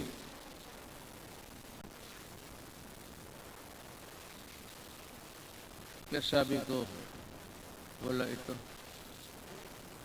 I told them, I told Dominguez, tell them that I am no longer honoring the country. Meron pa doon, payment of itong tax, water treatment plant to be constructed in the Harrison Plaza site. Yun ang pinirmahan natin. So, 1997 up to the present, or up to the month that I do my tax, nagbabayad, ewan ko kung ano nagbabayad, there's a, sa water bills ninyo, for enhancement of quality water. Ang ibig sabihin, water treatment. And they were collecting since 1997. So until now, how much of the Filipino money are with them for nothing, not even for a song? Kaya ako, if there is something, hindi naman proud, but if there is something someday that my children will say, what have you done for my country? Sabihin ko sila. Talagang inupakan ko sila. Sabi ko, ayaw ninyo. You do not want it? Well, okay. I will confiscate your system and call the military to operate it. I will exercise the eminent domain and expropriate all of your assets here. Kasi, gagawin.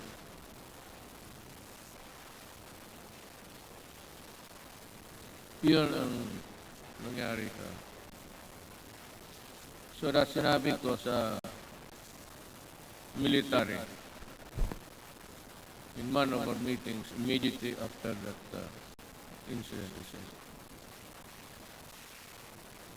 If I do not make it to the finish line, kindly look kindly at the Filipino at tanungin ninyo kung ano na ang nangyari sa kanila. Yung tubig na yan. Now there is a new contract. I have not yet, I have to thoroughly digest it inside. I have to absorb it, every word of it, that the Filipino is protected. Pag nandyan na yan, then I will sign. But I will not forget. I'm telling them the crime is there already. And any Filipino would want to go after you, can. Sabi ko. I will not free you. I will not, there's no waiver in you. I will never allow that. Just making you contract, just realize every day that I can call you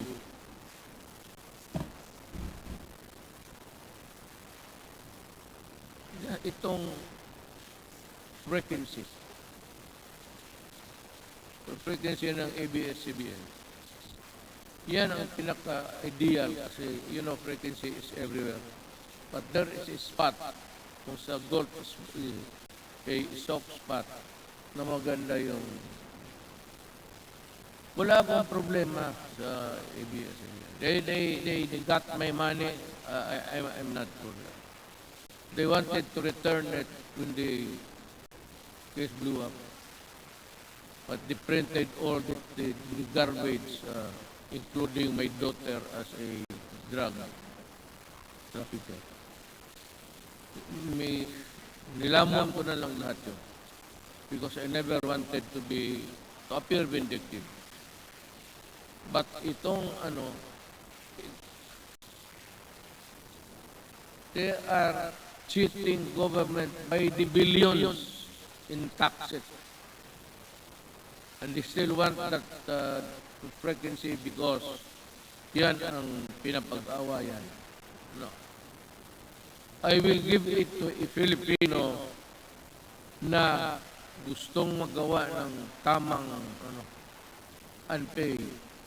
Because sa ABS-CBN, even their equipments were imported tax. Kaya talaga ako hindi magpapayag. They still owe government billions. Hindi contract na sa nakalagay doon 4 hectares. So ang binabayaran nila 4 hectares sa property tax. Suppose occupying 40 hectares. That complex there. Pero ginamit nila na papel yung 4 hectares. Yun lang ang binabayaran nila. Kung hindi ba naman, kaya ko sila naway.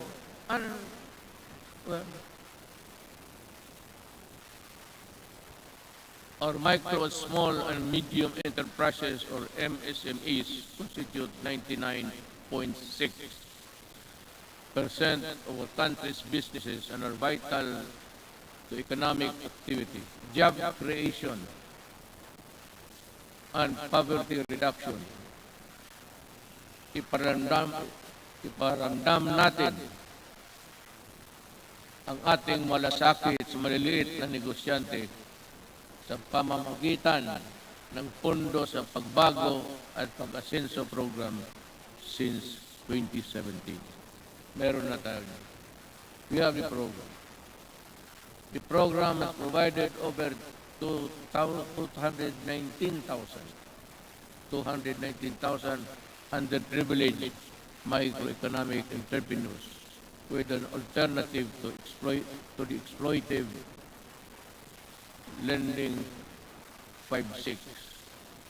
Yan ang nakaano sa, do you know what?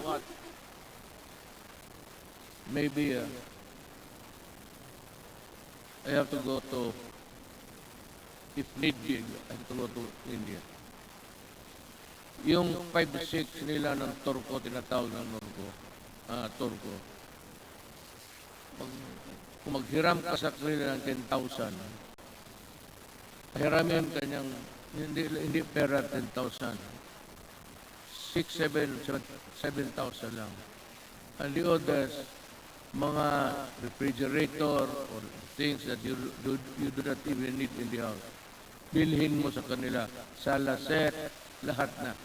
That is part of the money. You do not want the furniture, the refrigerators, they won't give you the. Kaya, ang Pilipino na buktot, alam mo buktot, naging hunchback na lang sa trabaho, ganun pa man. Kaya ako, sabihin ko itong mga Turko, you better come up with a fair. If you want to go into business money lending, but not at that usury 1,000 times. Likewise, to further support development of our micro and small business, we initiated radical reforms in the tax system to ease the taxation burden and increase the net income of lower wage earners and small businesses. Thanks to Congress.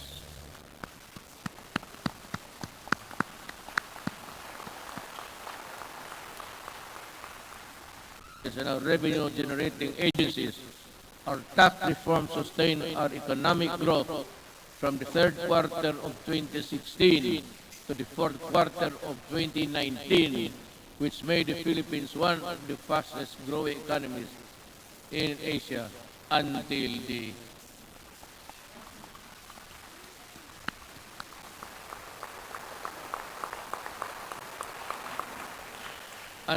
the pandemic surged.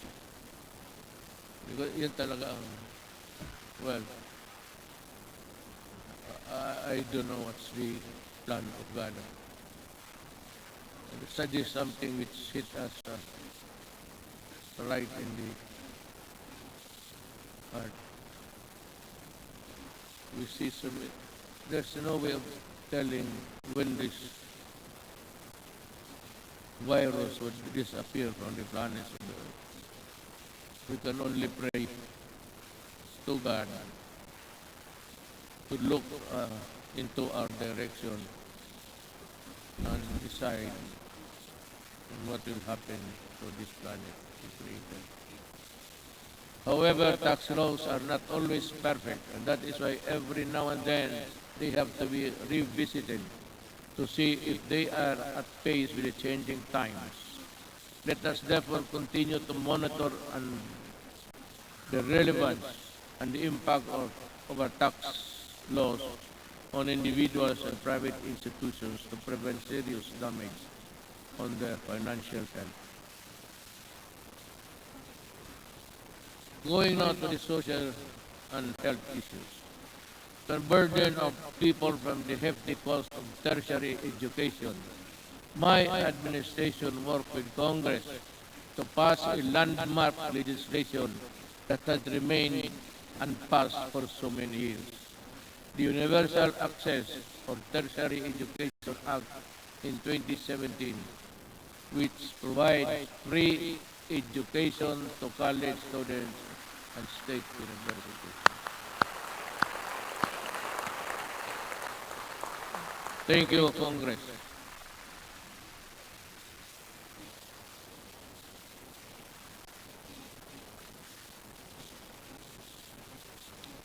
We also passed the Universal Health Care Act in 2019. And to supplement this, I also signed into law the Malasakit Centers Act in 2019.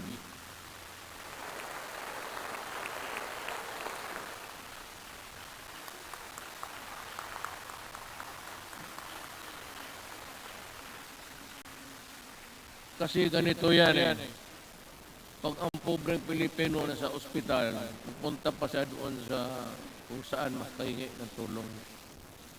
So, ang ginawa, just like in Davao, ginawa namin yung lahat na kailangan, yung internal revenue kung nandyan, business permit, dyan na lang sa isang lugar, medisina, kunin nila. Dyan mismo sa ospital. Hindi na sila maglakad-lakad. And to me, that is one of the most, let me find the word, a poignant act of Congress and of the Executive Department.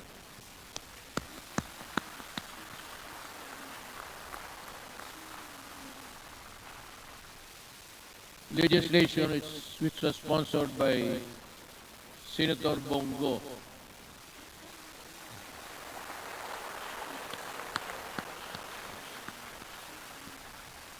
If you feel like standing up, you can, Senator.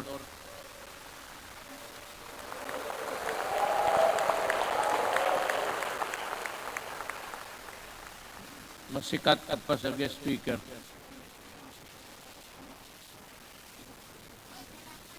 unburden our peoples with the tedious process of going to various agencies and offices in order to avail assistance from government.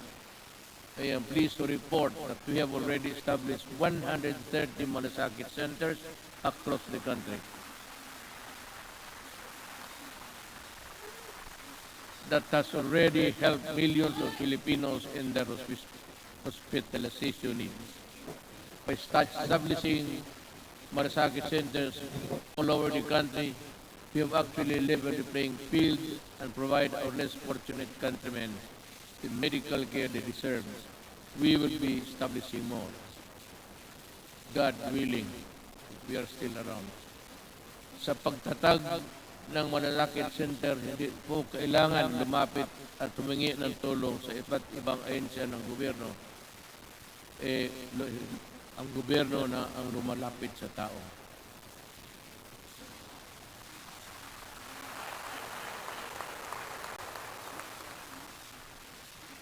So, let us talk about COVID. It's mentioned everywhere in the speech, but what's this goddamn virus is? I have to admit, back when I decided to answer your call and run for higher office, never did I imagine that my presidency would not only be judged by how I made good in my campaign promises in fighting illegal drugs, criminality, corruption, but how well I led our nation during the global pandemic. Hindi na ako makapronounce sa buti, baka meron na ako. May ambulansya ba dyan? Mukhang iba na ang...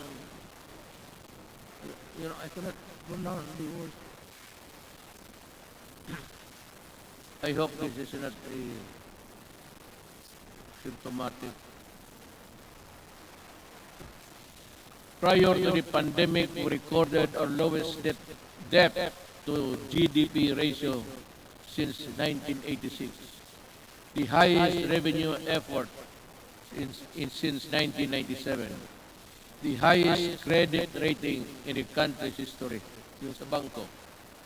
Because if your rating is high, it's easy to borrow at maliit lang ang interest. That is the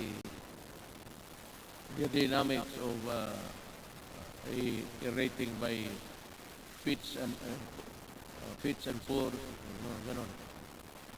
So, and the lowest rates of unemployment and underemployment and poverty. Well, it's still there.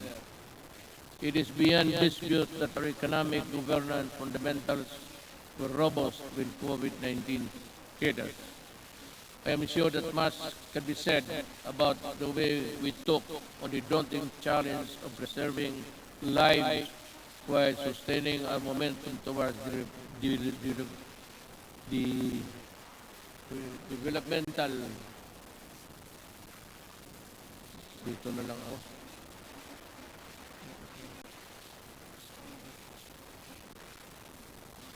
Goals, naturally, we prioritize saving lives. Buhay muna bago ang lahat. Ibig sabihin, muna natin yung gastos, yung pera natin sa pandemic. Kinuha ng lahat ng mga budget. Si Dominguez yan. Yun ang ginamit ninyo sa bayanihan man anto. Doon natin kinuha yung pera. We move quickly to safeguard the well-being of every Filipino through preventive and responsive health and safety measures and broad inclusive social amelioration programs of SAP. Thanks to the support of Congress, we launched the most extensive social protection program in our country's history with the Bayanihan Passage of Bayanihan 1 and Bayanihan 2.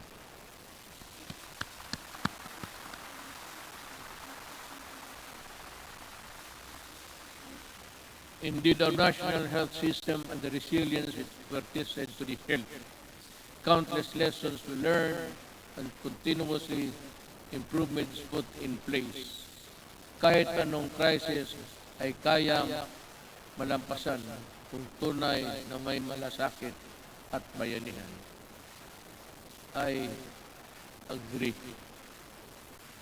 At the early stages of the pandemic, our testing capacity was very limited.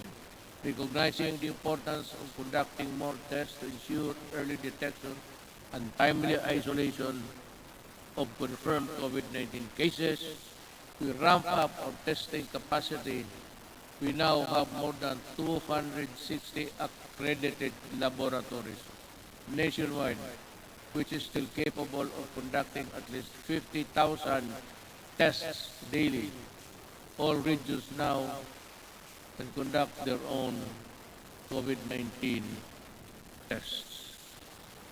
To take care of mild and asymptomatic cases, we established over 9,000 temporary treatment and monitoring facilities across the country, with a total bed capacity of more than 140,000.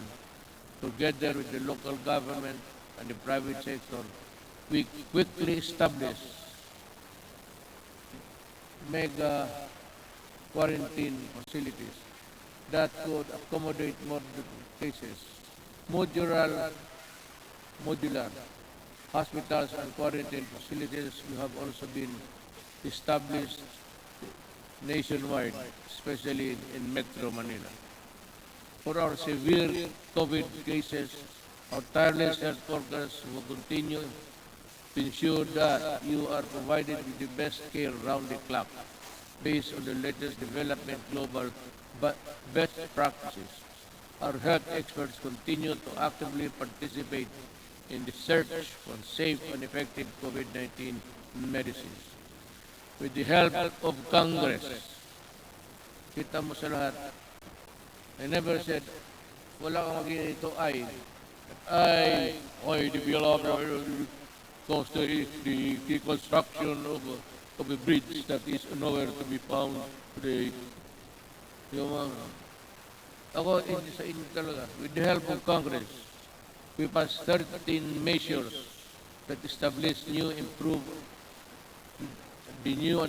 the capacity of existing hospitals around the country to provide quality care and services. Our people, especially amid the ongoing pandemic-19.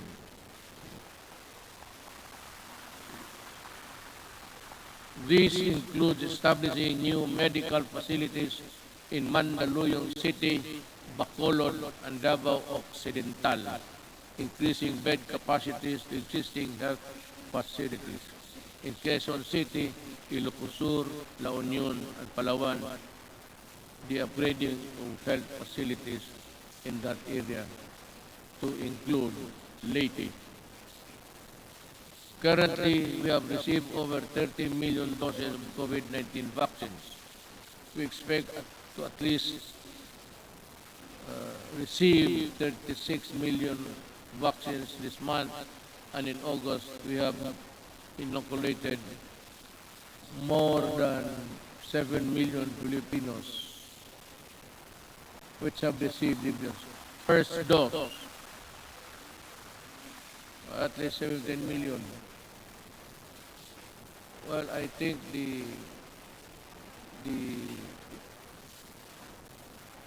landscape, the health landscape of the country continues to improve as we, with the continuous approval of COVID-19 vaccines, we are ready to boost further our daily vaccination rate.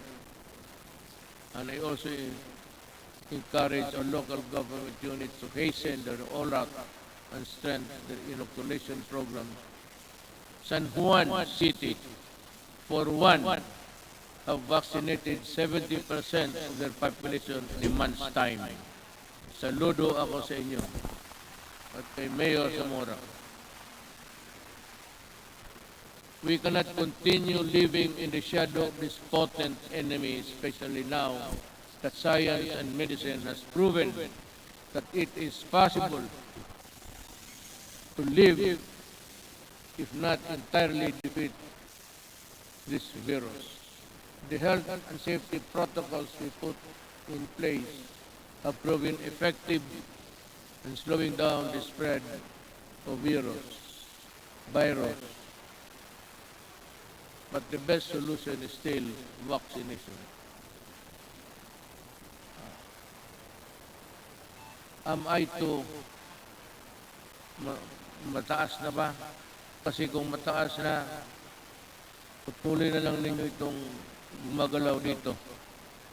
Para sabihin ko, wala naman akong mabasa. Pag matagal na, those who want to go home, raise your right hands.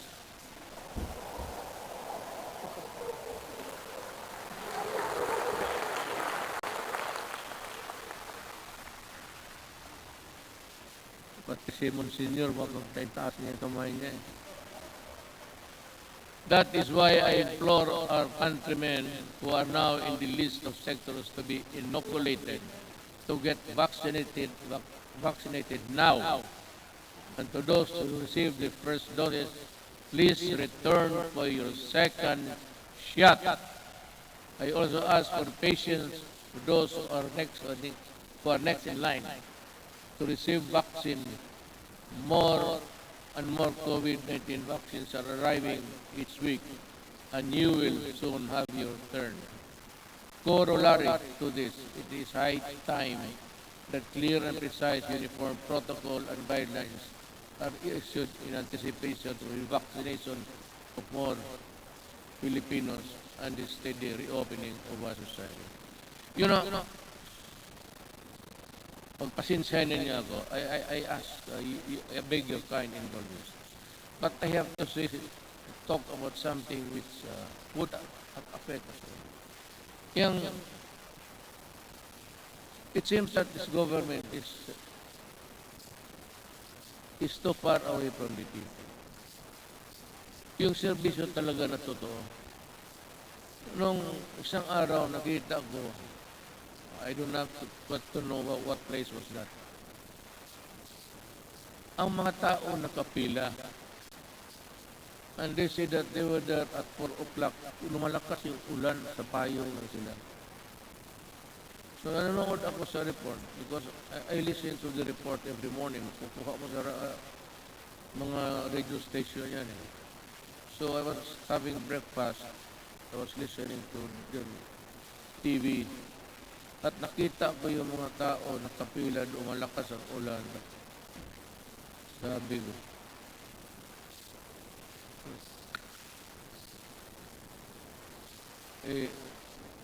doon sa breakfast table nagmura ako.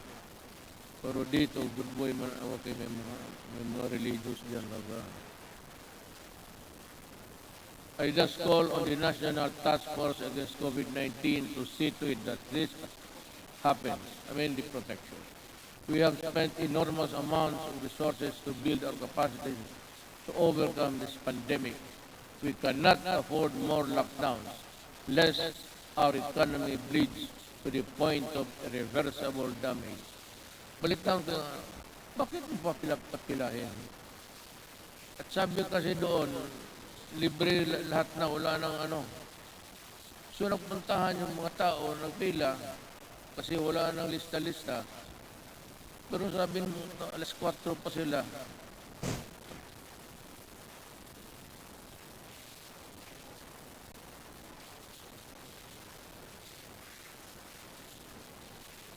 Hindi lang ako pwedeng alam mo sa totoo lang, hindi naman ako nagyayabang.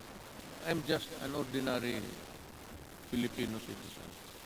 Just like you, I get hurt when people are really almost brutalized. Bakit hindi ka magkuha?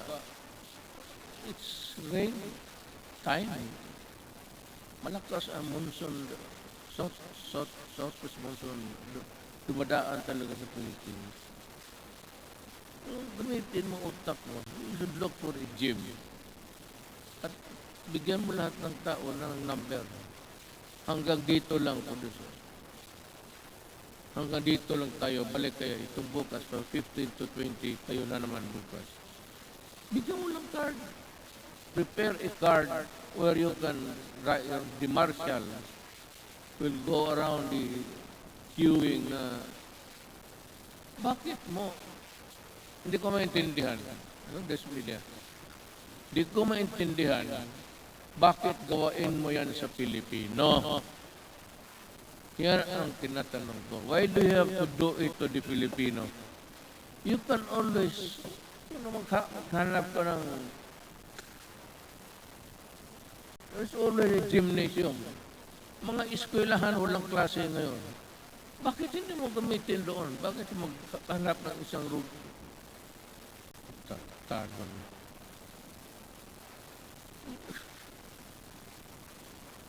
Kaya lang ako, well, it is to my chagrin, because gusto kong lumabas. Itong PSD lang na ito ang, sabihin ko sa inyo, huwag kayong mag-presidente. Wala talagang. Sabihin ko, maliit ang sweldo. Wala ka. If you're not there really for the mag-corrupt ka dyan, it could make you a billionaire overnight. Ba't kung trabaho ka na ng ganito, ako presidente, gusto kong lumabas doon, sabihin ko, hoy, mga, bakit ganito to? Bakit ganon kayo ka?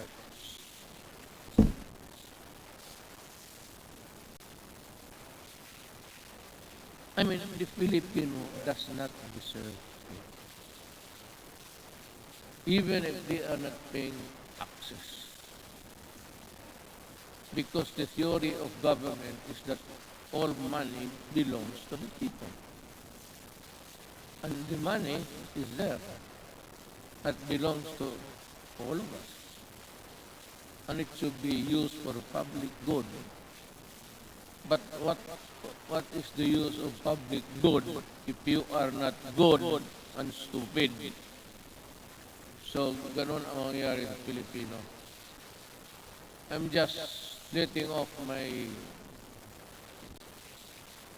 Kasi kung hindi lang talaga bawal,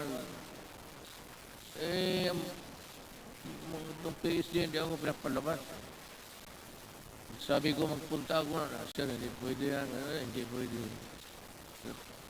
Kulong talaga ako. Mag-presidente ka, totoo lang, you are a prisoner. You are brought here, kunyari ka pa di chopper ka, di gwardiya, tapos uwi ka doon sa bahay mo. Tapos hindi ka na makalabas. Priso ka talaga.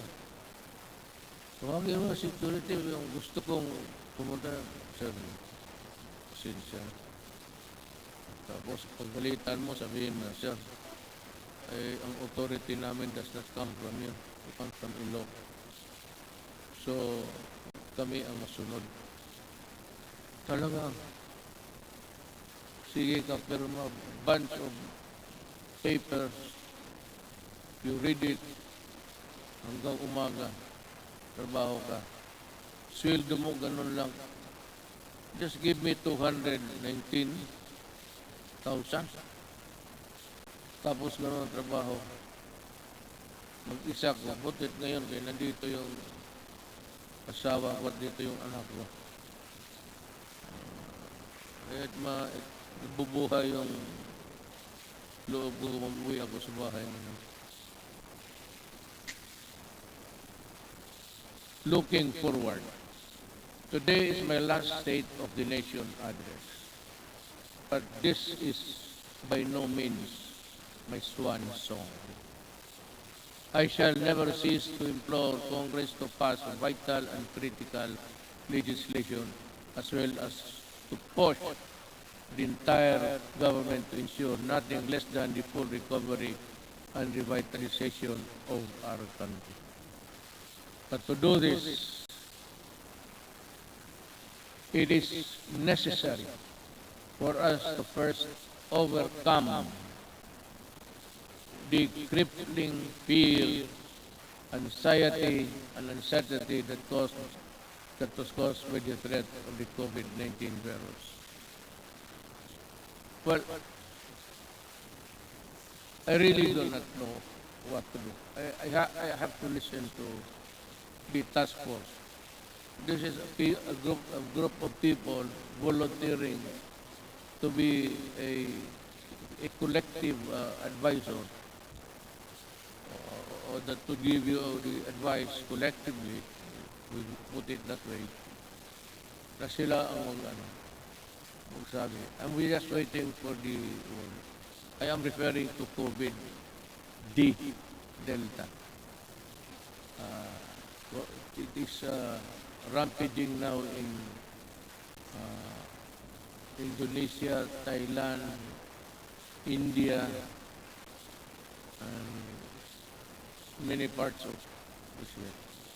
And ang sabi doon sa the Western medicine says that it is far more aggressive and far more dangerous, and it can cause death easily than the COVID-19 original. So this is as good as any other time to say it. If says that it is really dangerous, you have to go back to lockdown. If there are many people in other parts of the world killing as many than Delta, if ever it will spread, we have it here now. I hope it will not go any further. But if something wrong happens, I'll have to be strict. And I have now my word that there will be, just like what happened in the early days. Kung ganon ang COVID, saan tayo pupunta? And if there requires a new vaccine, we do not have it yet. I don't know what, maybe we'll just have to pray for salvation. Sabihin natin, Diyos, we have done everything, but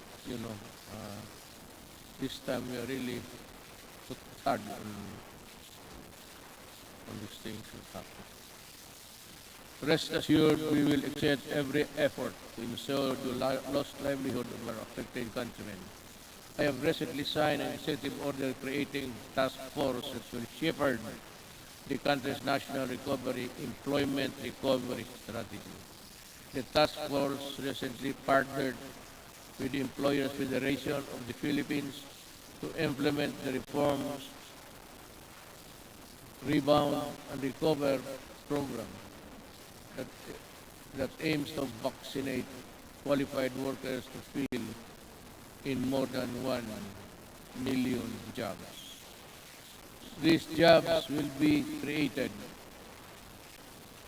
by business association in the fields of construction, information, technology, POP, and electronic to our business association. Thank you for joining in our effort to bring back lost income opportunities for our workers. Another important component of our employment recovery strategy is the retooling of our workers to prepare them to better job opportunities. Since the start of the community quarantine, over 1.5 million availed the Tesla's free online training program. I am directing the National Employment Recovery Strategy Task Force, particularly TESDA, to ensure the upskilling of our workers and increase their employability. I expect the task force to work double time, not only to recoup job losses, but more importantly, to rehabilitate the economy and help our harvest hit sectors through COVID-19 assistance to start enterprises or CARES program, we released 988 million pesos worth of loans to over 14,000 enterprises. Bayanihan 1 and Bayanihan 2. Released 2.9 billion pesos worth of loans to over 12,000 enterprises, including our displaced OFW enterprises in the tourism sector to help them start or sustain their business amid the pandemic. Along this line, I would like to renew my call to Congress to immediately pass the amendments of priority legislative measures such as the Foreign Investments Act, the Public Service Act, and the Retail and Trade Liberalization Act.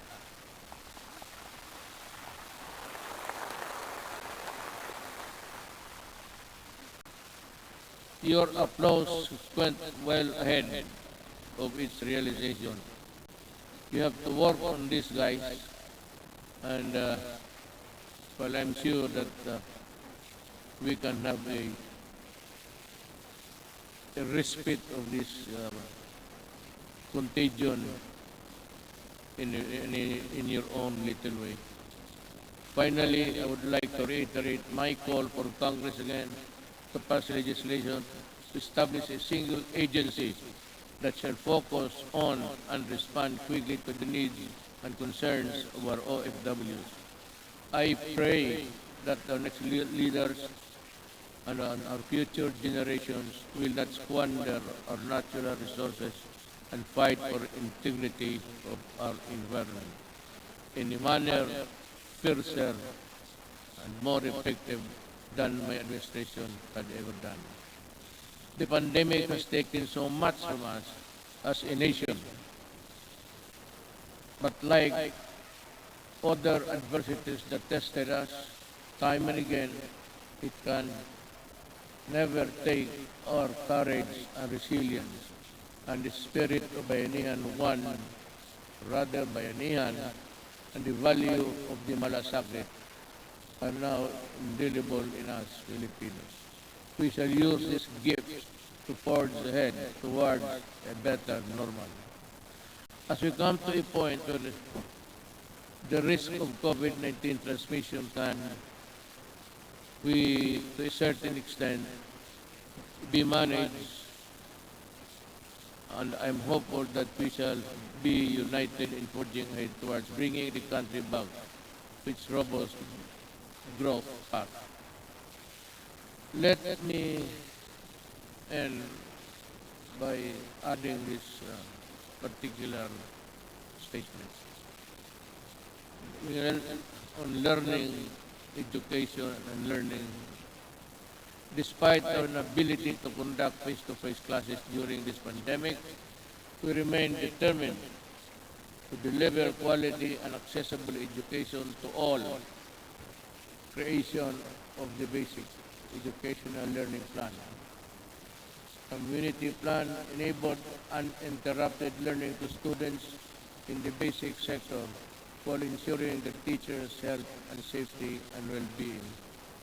While the pandemic has demonstrated readiness, resourcefulness, and capability of government to serve the Filipino people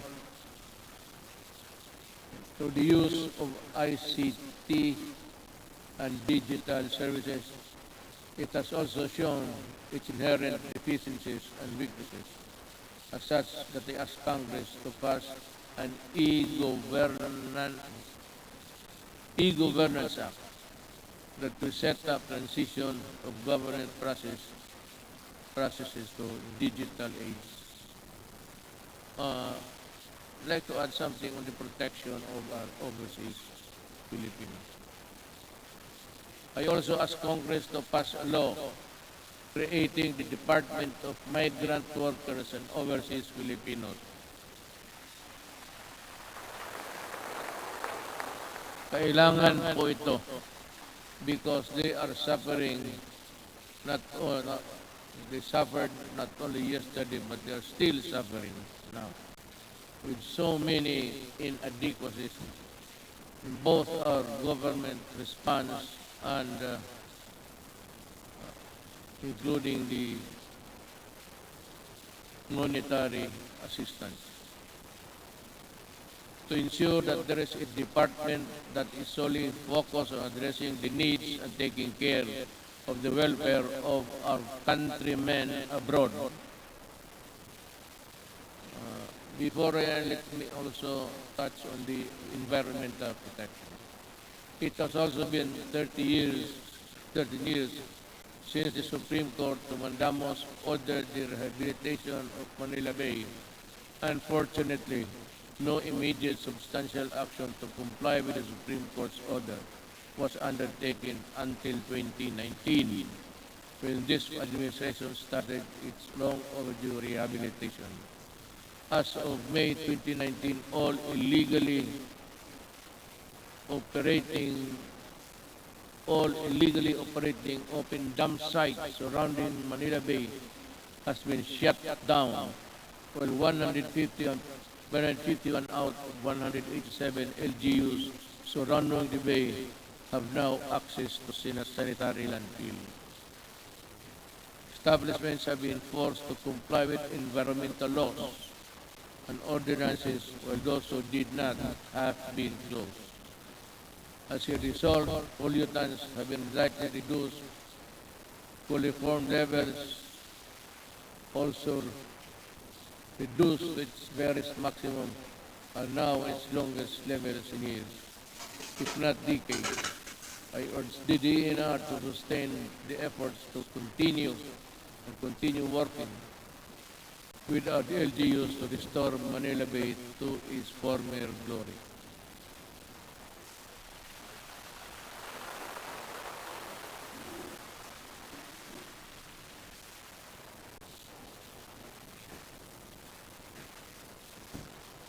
You know, just one little thing before we end. Yung pag-ano sa Manila Bay, where there is a corner where all of the garbage by current, by action of the current. Nandito marami sa likod ng Luneta.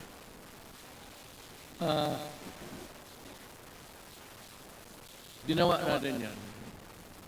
At nilagay tayo itong yung puting basto na which is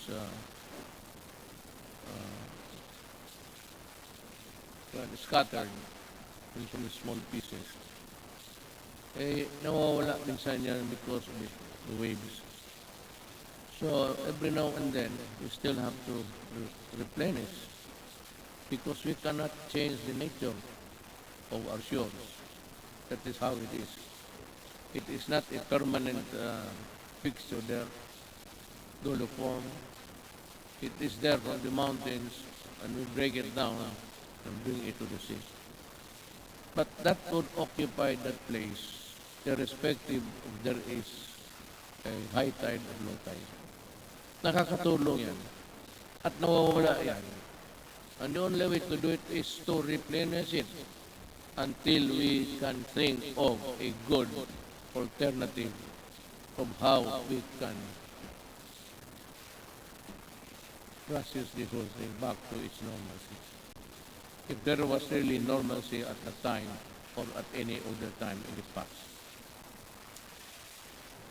On the resilience, again, dinagdag ko na lang ito. So time is good at any other time again to ask you. In line with this, we hope to pursue the creation of public entities dedicated to managing emerging and re-emerging diseases. I thus fervently ask Congress to enact a law creating the Center for Disease Prevention and Control and the Virology and Vaccine Institute of the Philippines. We must support them. Baski gaano natin kahirap, however poor we are, I think that the Filipinos, given the proper support and the things that the equipment that they have to use. We can, I am sure that the Filipino brain can also process or make vaccines in future.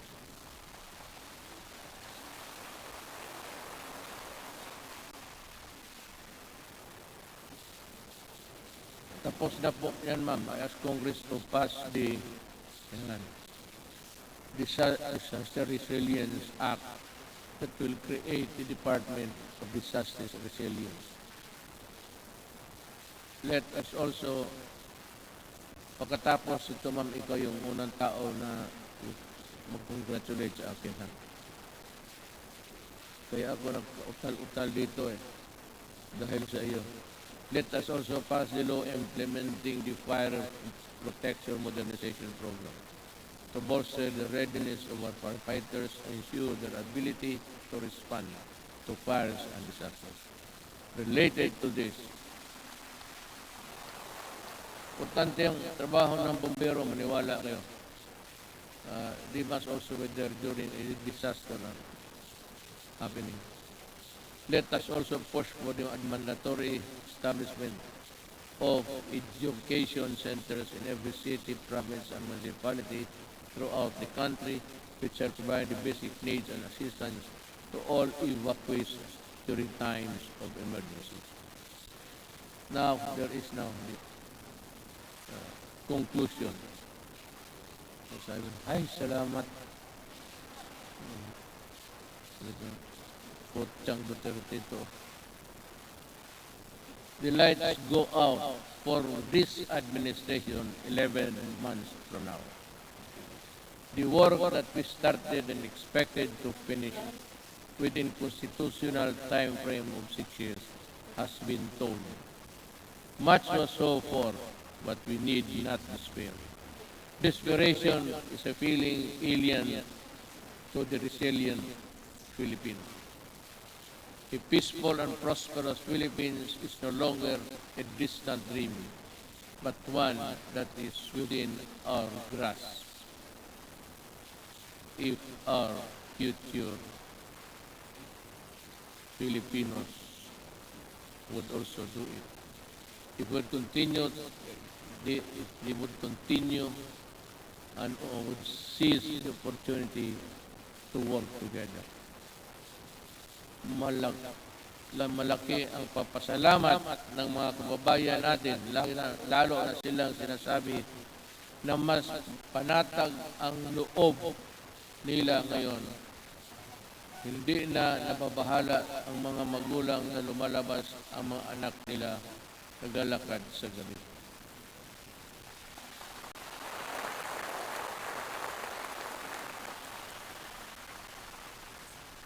I will not elaborate on anything. You can draw your conclusion. Alam mo, when the Filipino, the father, a mother, or a child, naglalakad sa gabi, at siya ay, gaya ng iba, even in America, you go into the inner cities of LA and New York, Washington, D.C. There's a corner there, they say, do not go there because you'll not come out alive. Ganon, kung hindi maglakad na sila, puro takot na lang ang nasa loob nila, ma-hold up sa jeep. Tapos, pati yung patay pa, pati yung bata sa loob ng tiyan. But just to get the money to buy shabu. Because when the monkey is riding on your back, yung katawan mo hindi mo na maano. That is why you need to higop, sip. Kailangan mo maghigop at kailangan mong pumatay pag wala kang pera. Hindi naman talagang papatay. Maybe not. The mind is not ready for that. But in the struggle, you put up a struggle, if you are the owner of the money, talagang papatayin ka, hindi mo ibigay. Yan ang ayaw ko. Kaya nung na-mayor ako sa Davao, ganito, mga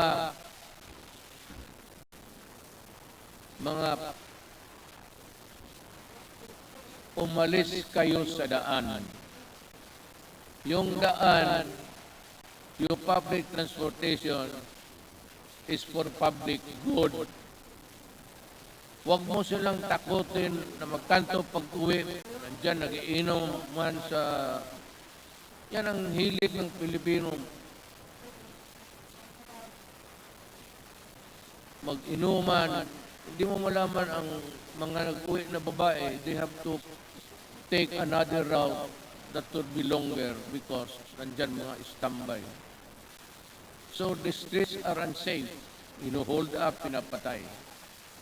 Sabi ko doon sa Davao na lang, magnala ako dito sa Maynila. Hindi naman talaga ako alam dito. Pero alam nila, alam ng pulis kung ano ang gusto ko. Magprangkahan tayo. Sabi ko sa pulis, isauli mo yan. The roads, the highways are for law-abiding citizens of this country. Yung mga kriminal, yung mga, the dregs of society, huwag ninyong gamitin yung mga daan, hindi para sa inyo yan.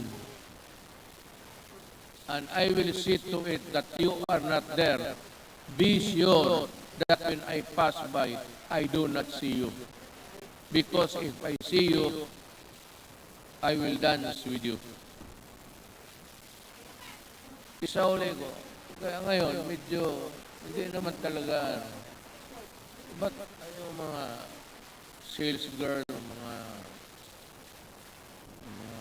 shopping center, panatag na ang loob nila. At least, ang chances of being mugged, murdered, and raped. Yan ang ayaw ko. Pag malayo, nakahigop na, kunin yung pera, pilain doon sa medyo maliit na mga grassy portion, and rape. At papatayin.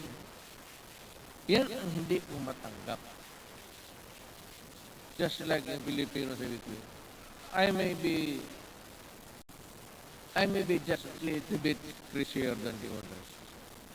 But that is what I am.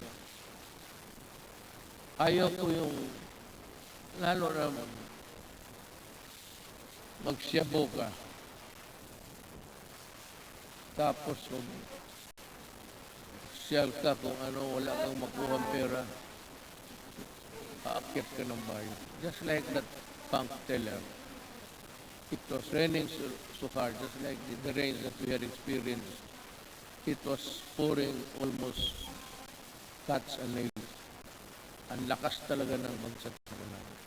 She went home to knock the door and pump the door loud. But ang parents nilang matanda niyang parents, hindi nakarinig. So anong ginawa nitong mga sa construction workers? Sabi ko, dyan nga ako galit sa dugay. Nabibili nila mura. 200, 300. Susuyupin nila. At pag nakasuyop ng droga yan, maghanap ng alkohol yan. Sigurado yan. Pag tama ng alkohol, pati yung droga, shrinks the brain. Yung babae, she was just picked up and brought to the construction site near the house. Tapos, ni-rape doon, pinatay, sinunong ka. Yan ang hindi ko talaga maintindihan. I cannot recall yung bata na 3-year-old rapin mo. Ang problema nito, ang nakikita nila, ang patay ng mga kriminal. Well, how about the victims on the other side? Bakit hindi ninyo tignan and see what these criminals have done? to our children, to our wives and daughters. May listahan kayo. Ang listahan ninyo doon sa namatay, hindi ba kayo maligaya yan? Wala ng kriminal. Pero pag tinry mo dito, ilan ang patay na inosente, pati pulis ko at sundalo na mamatay yan. Baka akala ninyo kriminal lang. So that is my lamentations, and I just want you to hear. In my 5 years in office, we made real change in governance to the reforms we pursued. However, for this governance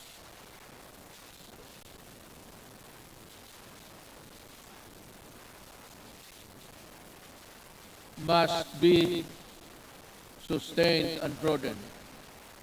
We need to make, I'm just getting my, naghihingal ako. Baka dito ako mamatay pagka-presidente. Iba na ang pitik ng ano ko ngayon. Ng kasing-kasing ko. Kasing-kasing is puso. To make every public servant responsive to the needs of the people and enjoin every Filipino to assert the right to demand malasakit from their leaders until everyone lives with dignity, well-fed, educated, healthy, secure, disciplined, and empowered to contribute to the national development. I will not be forever be president. But ang kulang sa Pilipino is assertiveness. Pag mayroon kayong transaction at hingian kayo, ang sabi ko sa inyo, ito ang payo ko. Murahin mo, sabihin mo, nagtatrabaho kayo at kami dito.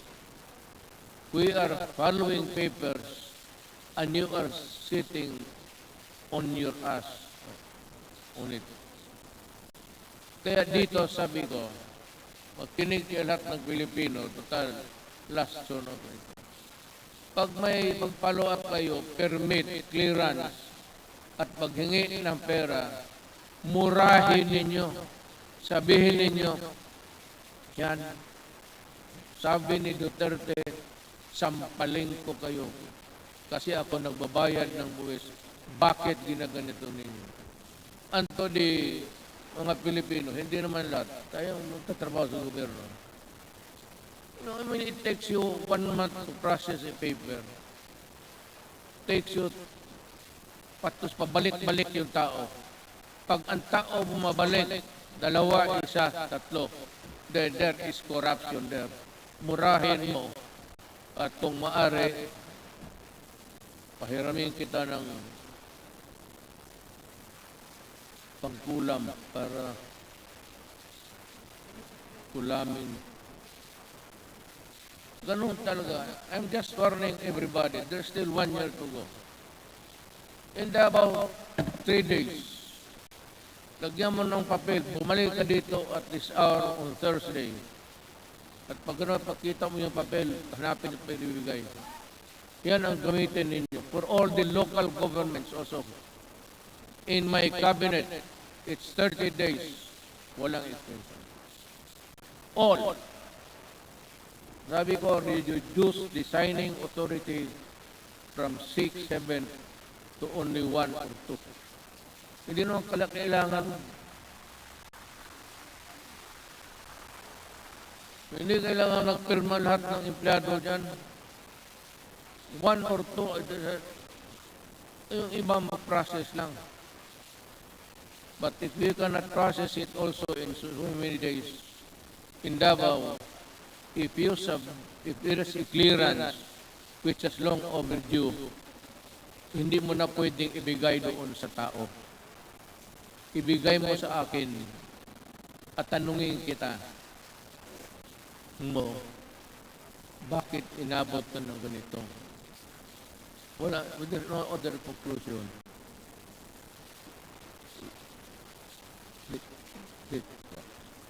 Corruption.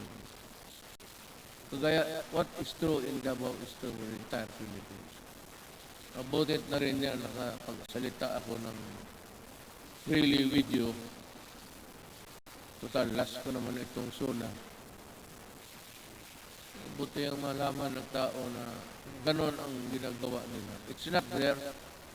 Hindi man nila nilagay ang mga ganon na wala mang mura dyan.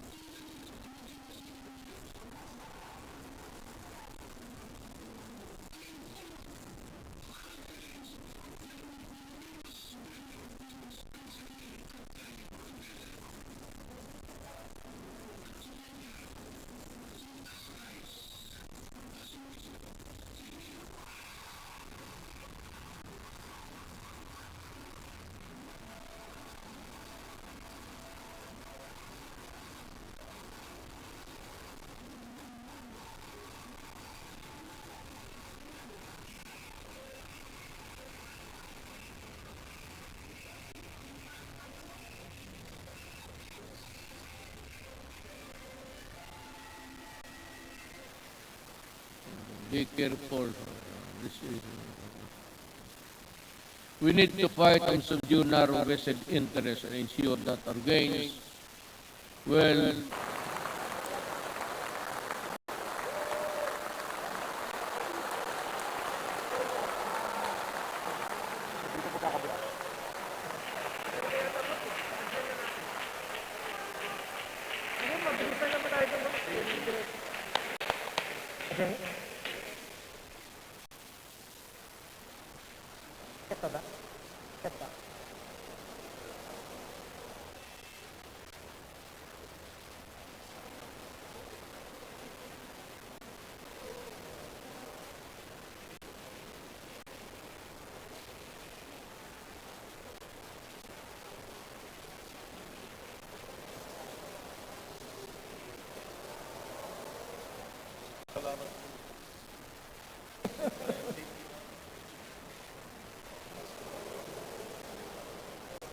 Congratulations.